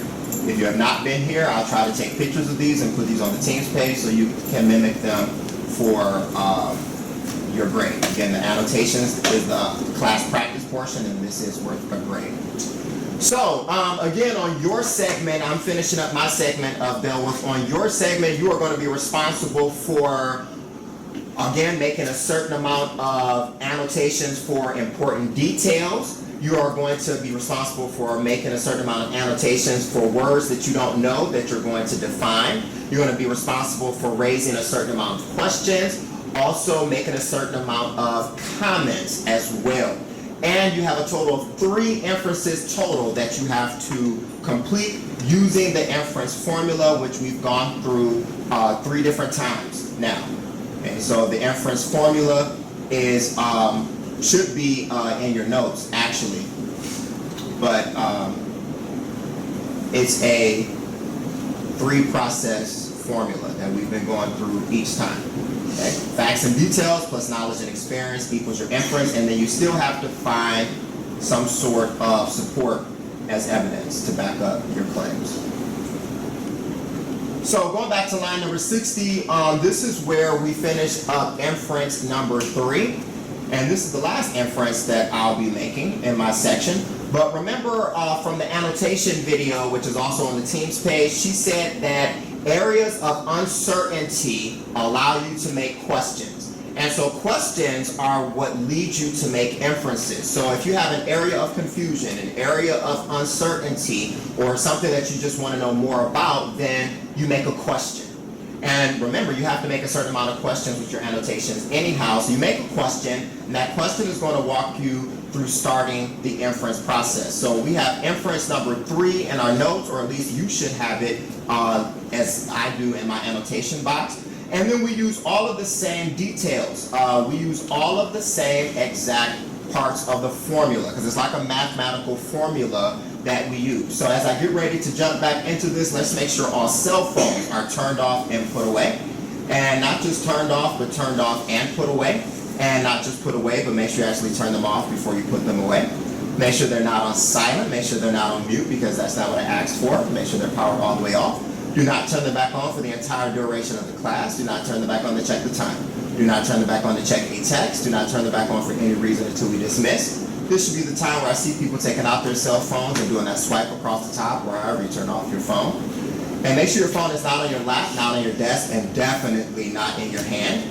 If you have a hood on, please take your hood off. And if you have any AirPods or earbuds or headphones on you or your person, please remove all or both of those at this time.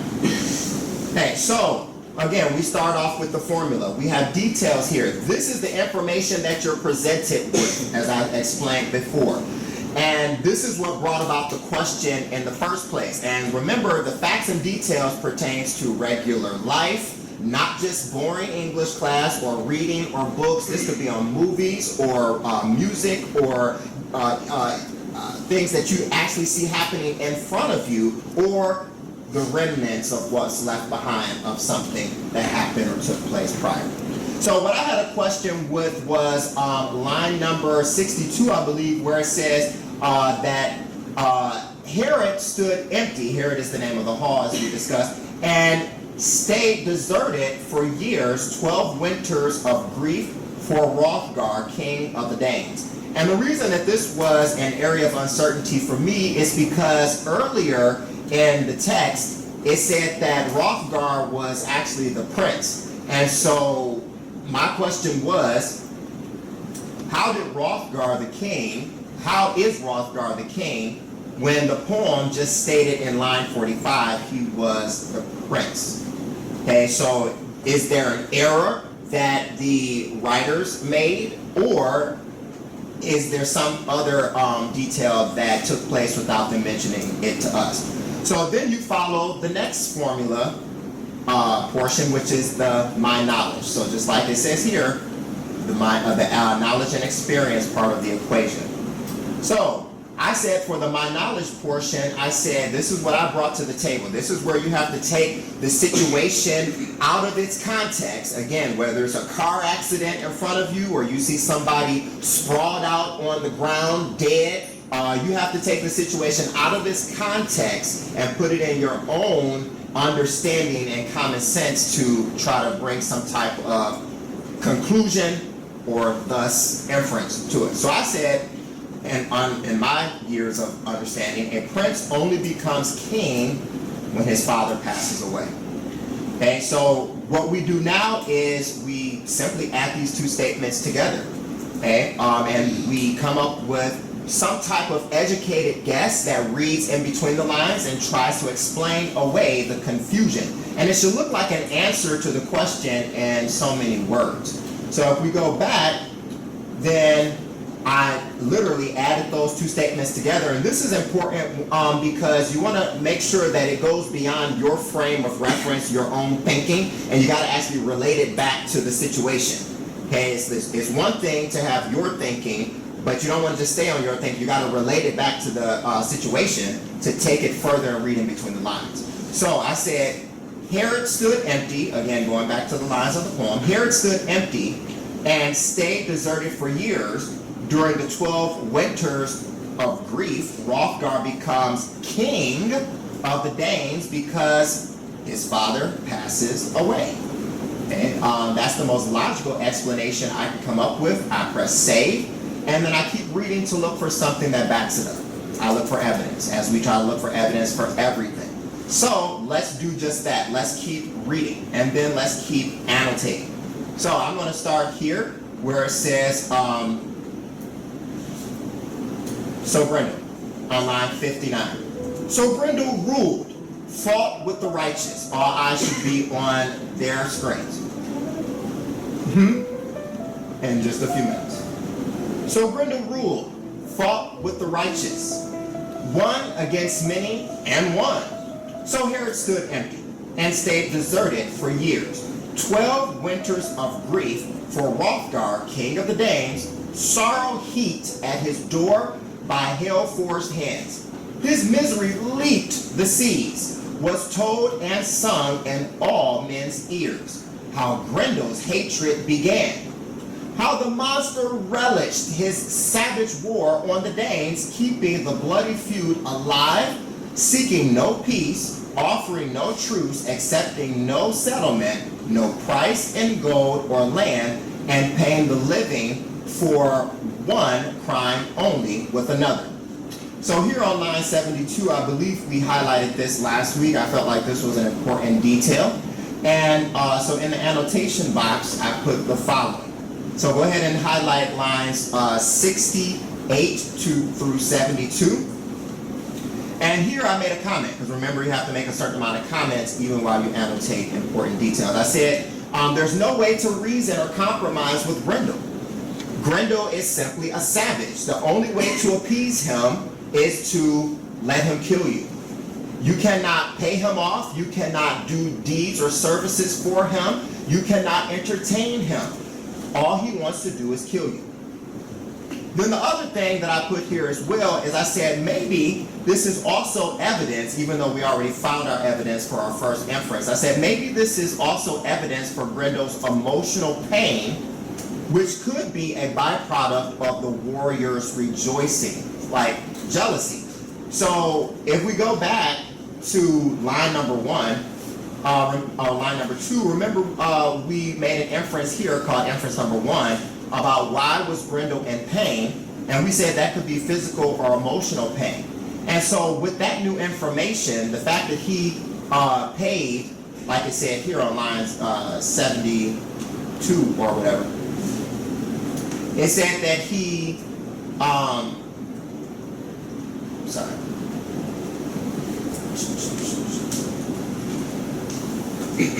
it said that, and paying the living for one crime only with another. So he is paying back these living people, which first of all tells us that Grendel must be dead.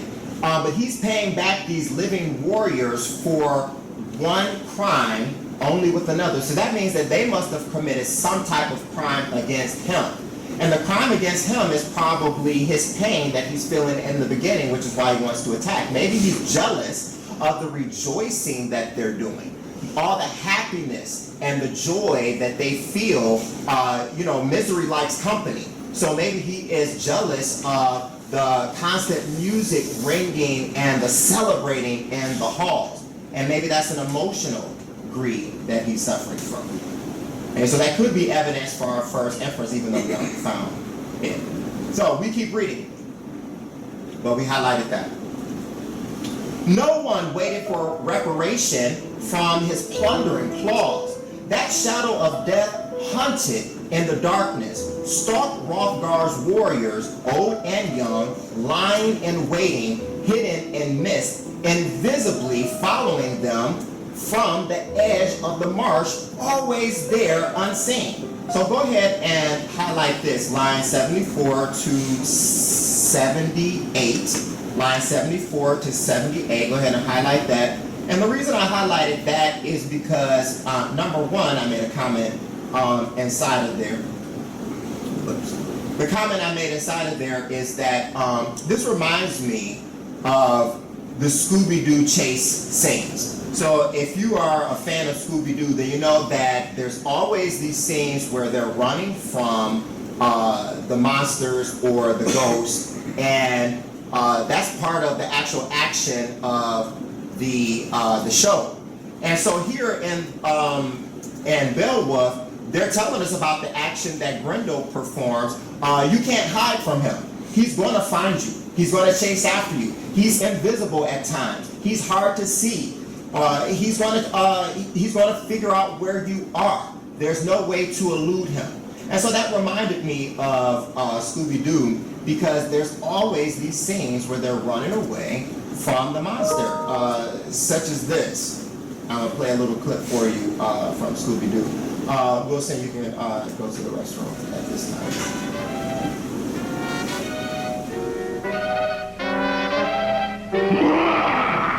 Zoinks!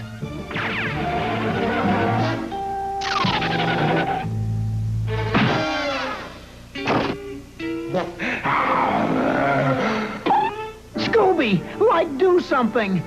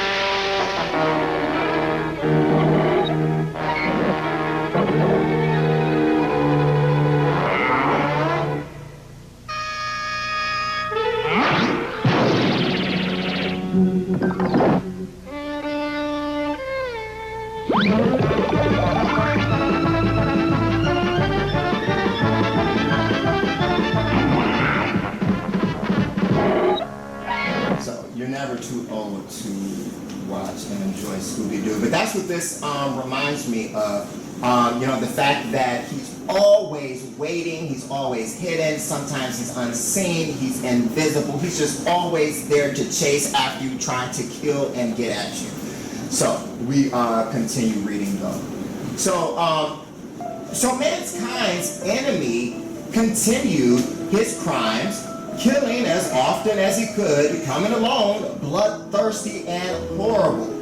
Though he lived in Herod, when the night hid him, he never dared to touch King Hrothgar's glorious throne protected by God.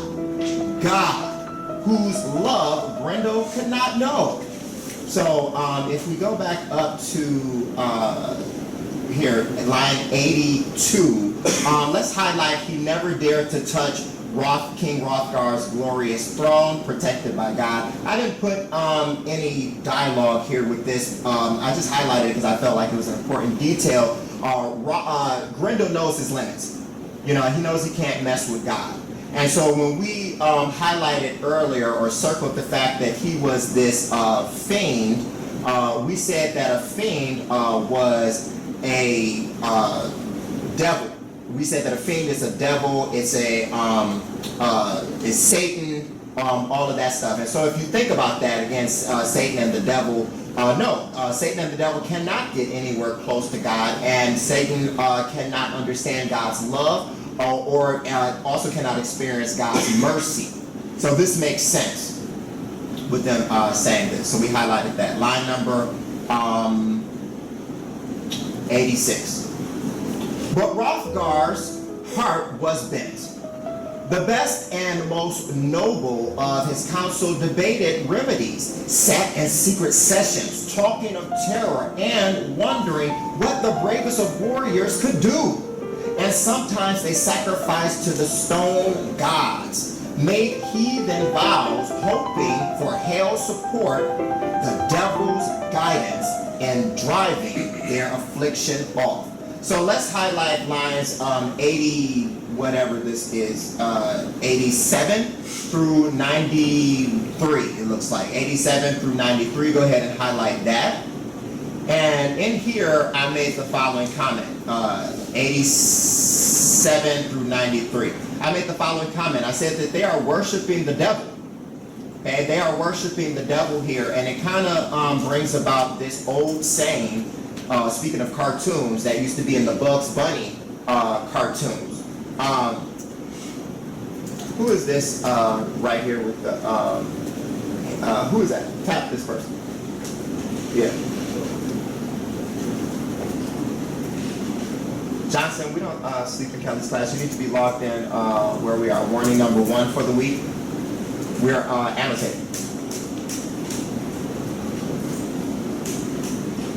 So I put in here worshiping the devil, and again, speaking of cartoons, in the old Bugs Bunny cartoons, there used to be this phrase or saying, if you can't beat them, join them. So it seems like if they can't beat Grendel, they're going to join him or try to do some type of deal with the devil. So right here when it says a heathen is someone who is an atheist. This is someone who doesn't believe in God. So as Hrothgar's council of warriors are debating how can they get rid of Grendel, they're talking in terror, they're completely horrified. They're wondering who can come defeat him, because it's not them. And even trying to figure out what sacrifice can they make in order to appease him once again. And so they again are doing certain vows to the devil, and they're hoping for support from hell. Of course these people cannot experience God's love. Okay? And so it reads, we continue. That was their way. The heathens, that is, the heathen warriors. That was their way. And the heathens' only hope. Because obviously they cannot depend on God to come and save them. They definitely cannot pray because they don't believe. Hell always in their hearts, knowing neither God nor his passing as he walks through our world.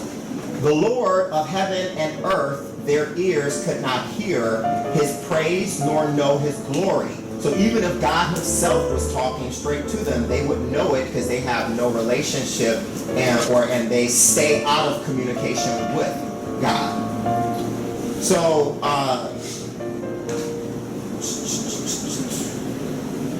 let them beware those who are, so click on from Beowulf, Johnson. Click on from Beowulf, and then we're on line number 100. So let them beware those who are thrust into danger, clutched at by trouble, yet can carry no solace in their heart. Solace is peace. Cannot hope to be better. Hail to those who will rise to God, drop off their dead bodies, and seek our Father's peace. Hail to those people. And so I highlighted this, lines 101 to 103. I guess that is 101 to 103. I highlighted this and I put this inside of the annotation. You don't have to put this inside of yours, but I said that this is an allusion to the Bible. So in the book of Matthew, in the Bible, chapter 16, verses 25 through 26, it reads, "For whoever wants to save their life will lose it, but whoever loses their life for me," this is Jesus speaking, "will find it. What good will be for someone to gain the whole world yet forfeit their soul?" And what this is talking about is if you are trying to make deals with the devil in order to be, out of harm's way. You know, you are scared, you are at the mercy of whatever catastrophe or catastrophic situation is upon you, and because of your fright, you are making deals with the devil, and you're denouncing God's love. Anyone who does that is trying to save their life because they're afraid of losing it. Anyone who's trying to save their life in that type of fear, God is saying you'll lose your life because you will not experience everlasting life in heaven. And anyone who loses their life like a martyr because they will not denounce God's love, they stand in their truth of knowing God, they will find life because they will experience it in everlasting life of heaven, if that makes any sense to you. So let's finish up line number 104. So this is coming to the end of my section, and then we start the independent practice. So the living sorrow of Healfdane's son. Healfdane's son is actually,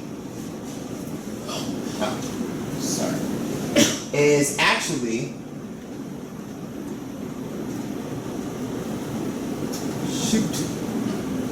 It won't show it on mine, but if you click on yours, it says it's Hrothgar.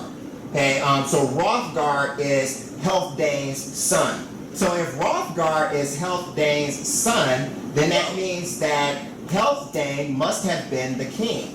So this right here is the evidence that I needed for my third inference. So in that annotation box, I put, this is the evidence for inference number 3.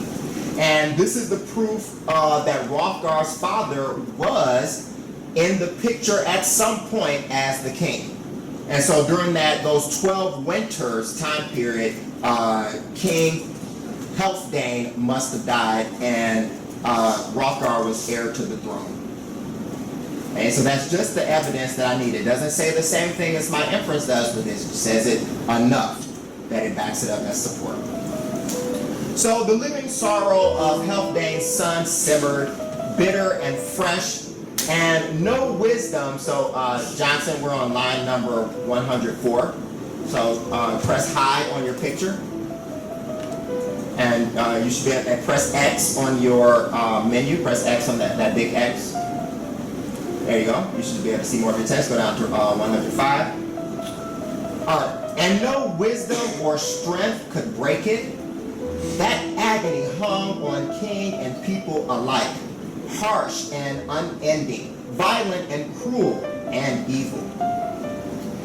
In his far-off home, Beowulf, we finally get introduced to the actual hero of the story, who is named after the namesake of the narrative poem, Beowulf.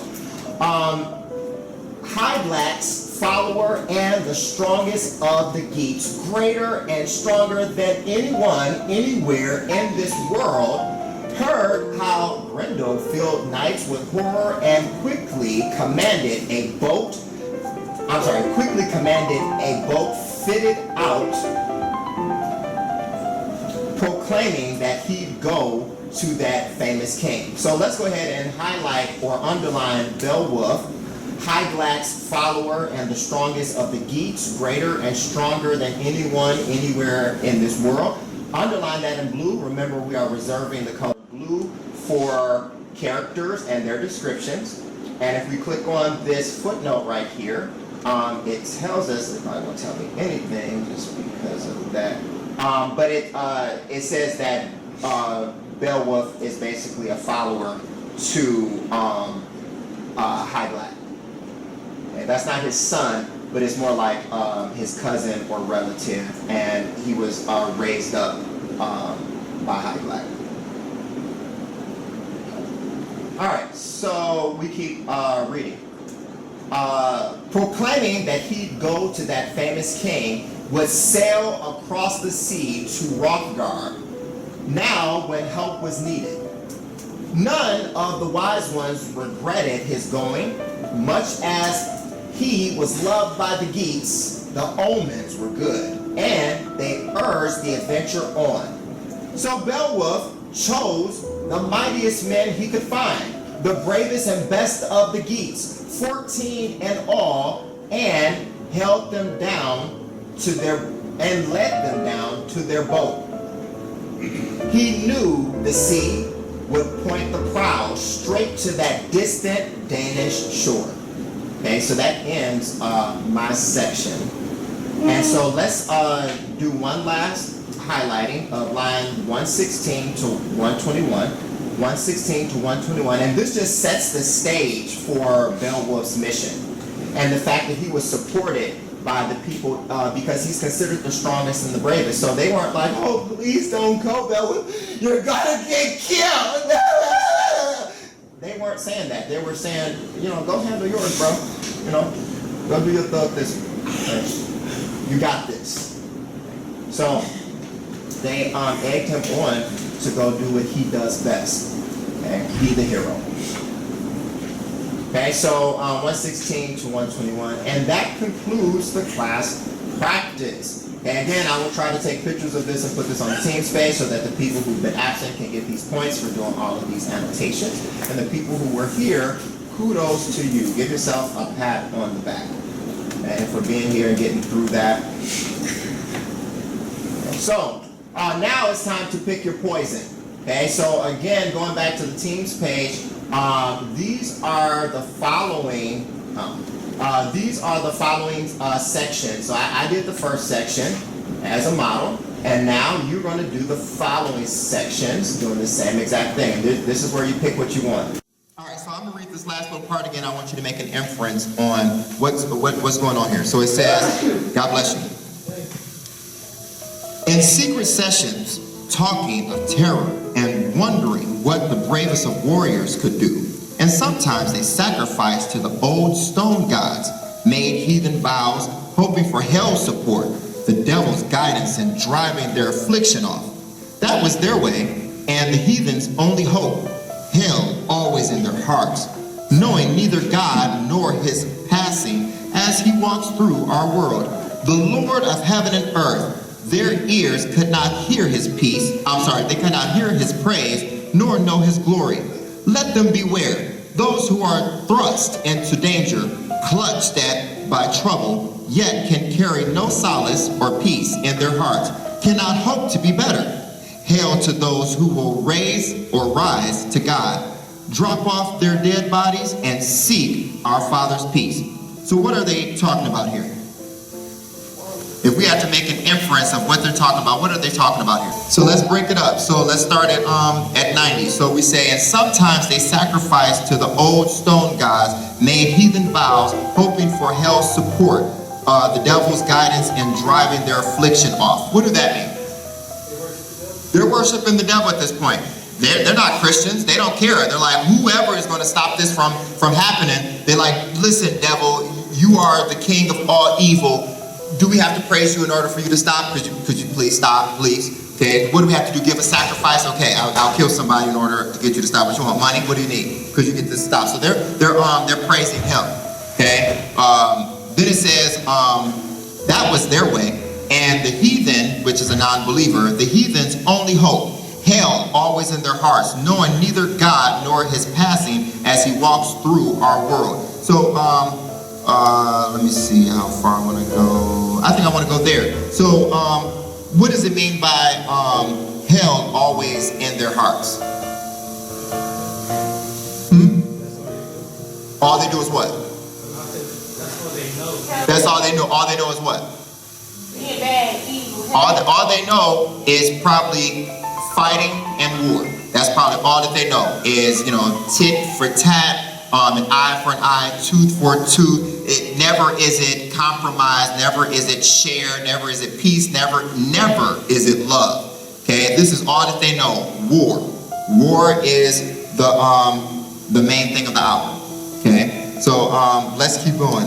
We're on part 3. So it says, so the living sorrow of, I'm assuming that's Healfdane's son, simmered, bitter and fresh, and no wisdom or strength could break it. That agony hung on king and people alike, harsh and unending, violent and cruel and evil. In his far-off home, Beowulf, so I circled Beowulf because now we've started talking about him. In his far-off home, Beowulf, I think that's Hyglax, or maybe it's Hyglax, Hyglax's follower, and the strongest of the geeks, that's geeks, and the strongest of the geeks, greater and stronger than anyone anywhere in this world, heard how Grendel filled nights with horror and quickly commanded a boat fitted out, proclaiming that he'd go to that famous king, would sail across the sea to Hrothgar. Now, when help was needed, none of the wise ones regretted his going. Much as he was loved by the Geats, the omens were good, and they urged the adventure on. So, Beowulf chose the mightiest men he could find, the bravest and best of the Geats, 14 in all, and led them down their boat. He knew the sea would point the brow straight to that distant Danish shore.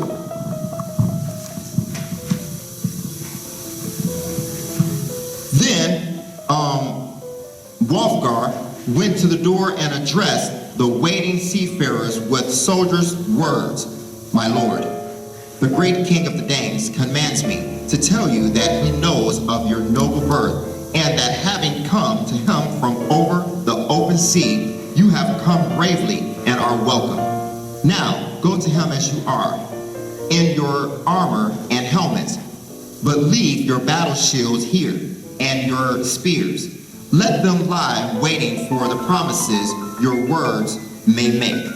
So, Beowulf has gotten in his ship and he's gotten his men together. He's sailed across to this distant land, and he is greeted by someone as soon as he reaches the land, and they're like, we've heard of you, we're glad that you came, rest your weapons here and go greet the king.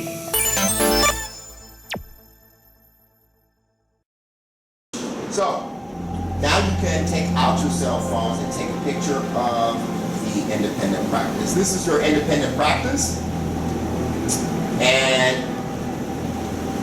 here we go. You can choose to either work in groups or as an individual. It's completely up to you, but you will be expected to do the following and turn it in for credit. You are to read your section of Beowulf in its entirety, just like I'm going to read my section in the class practice. And my section is the first section, the Wrath of Grendel. But you can choose from any of these sections. You can choose the arrival of the hero, unforced challenge, the battle with Grendel, the monster's mother, or the final battle. You can choose any of those sections. It's completely up to you. But if you're working separately, you cannot choose the same section as somebody else. Okay? Only if you're working together can two or more people work on the same section. Okay? If you're going to be working as individuals, each person can only choose one individual section. So you need to let me know which one you're going to eventually choose. And again, it's in the My Perspective book. Okay, there will be 4 guided questions that I will give to you to answer based on your section of it. And then also you're going to annotate and make inferences. So make at least 3 inferences in total using the inference formula and starting each from a question, then cite the strong evidence. Remember, inference is just an educated guess. You have to provide evidence to back it up from your section of the story. And then you're going to annotate. So you are going to get that deeper understanding of the text, as we know annotating does, especially with a poem that needs to be understood and interpreted in a deeper manner. So you're going to look for the following when you annotate. Annotate your section of the story by highlighting 3 important details. Circle plus define 2 unknown words. Ask at least 1 question and make 1 comment. It would be on each page if we were using the book, but the equivalent would be every 40 lines. That's what you're going to do to your section of it. You're going to make a total of 3 inferences, that's it. And then you're going to back it up with evidence, but then you're also going to annotate every 40 lines with 3 important details, find 2 words that you don't know and define them, make 1 question or ask 1 question and make 1 comment. As it says right here on bullet point number 2, I said you're going to answer all of the guided questions pertaining to the poem. And here are the guided questions right here. And you're definitely going to want to take a picture of these, but I also will post these on the Teams page. So these are the guiding questions that I used in order to make our learning targets so that our lesson is completely focused on state standards. And these questions will also guide you in getting through your reading of your section of Beowulf. So these are the first questions, but you only are picking 1 question from each section. Okay, because each of these actually stand for one of the standards with the state for 12th grade English. So you're only going to pick 1 of these questions and apply it to your section of the Beowulf narrative poem. 1 of these questions under the number 4, 1 of these questions under the number 5, and if you have taken your picture, I'm going to scroll down. Also, these will be on the Teams page, and then you're going to select 1 of the questions from the number 7 and the number 10. So essentially, there's probably about 4 or 5 different questions that you're going to be answering as far as applying this to your section of the Beowulf narrative poem.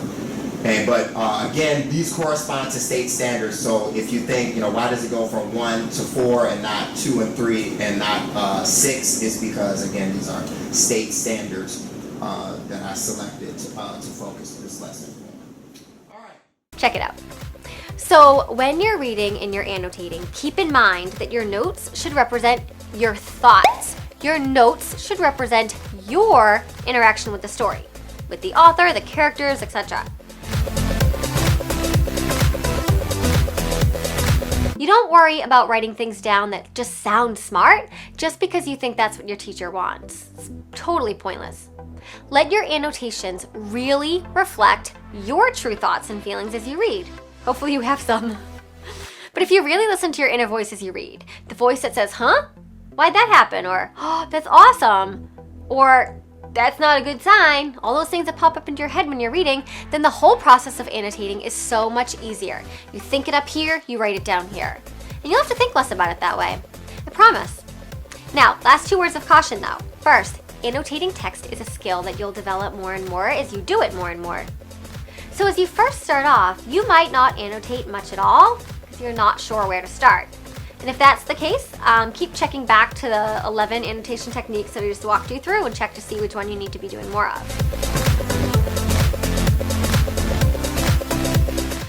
It's okay to be reserved as you start though. You'll get the hang of it soon enough.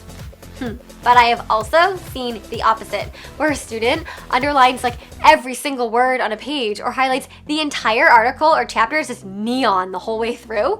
When you do this, nothing stands out, which defeats the purpose of taking notes in the first place. So definitely go easy on the markings, go easy on the highlighter, or your notes, they're not going to be helpful. My second word of caution is that while annotating is an excellent skill that allows you to get that deep, close understanding of a text, you don't need to do it all the time. If you're reading a book for pleasure, relax. Just read the book. If you're reading an article...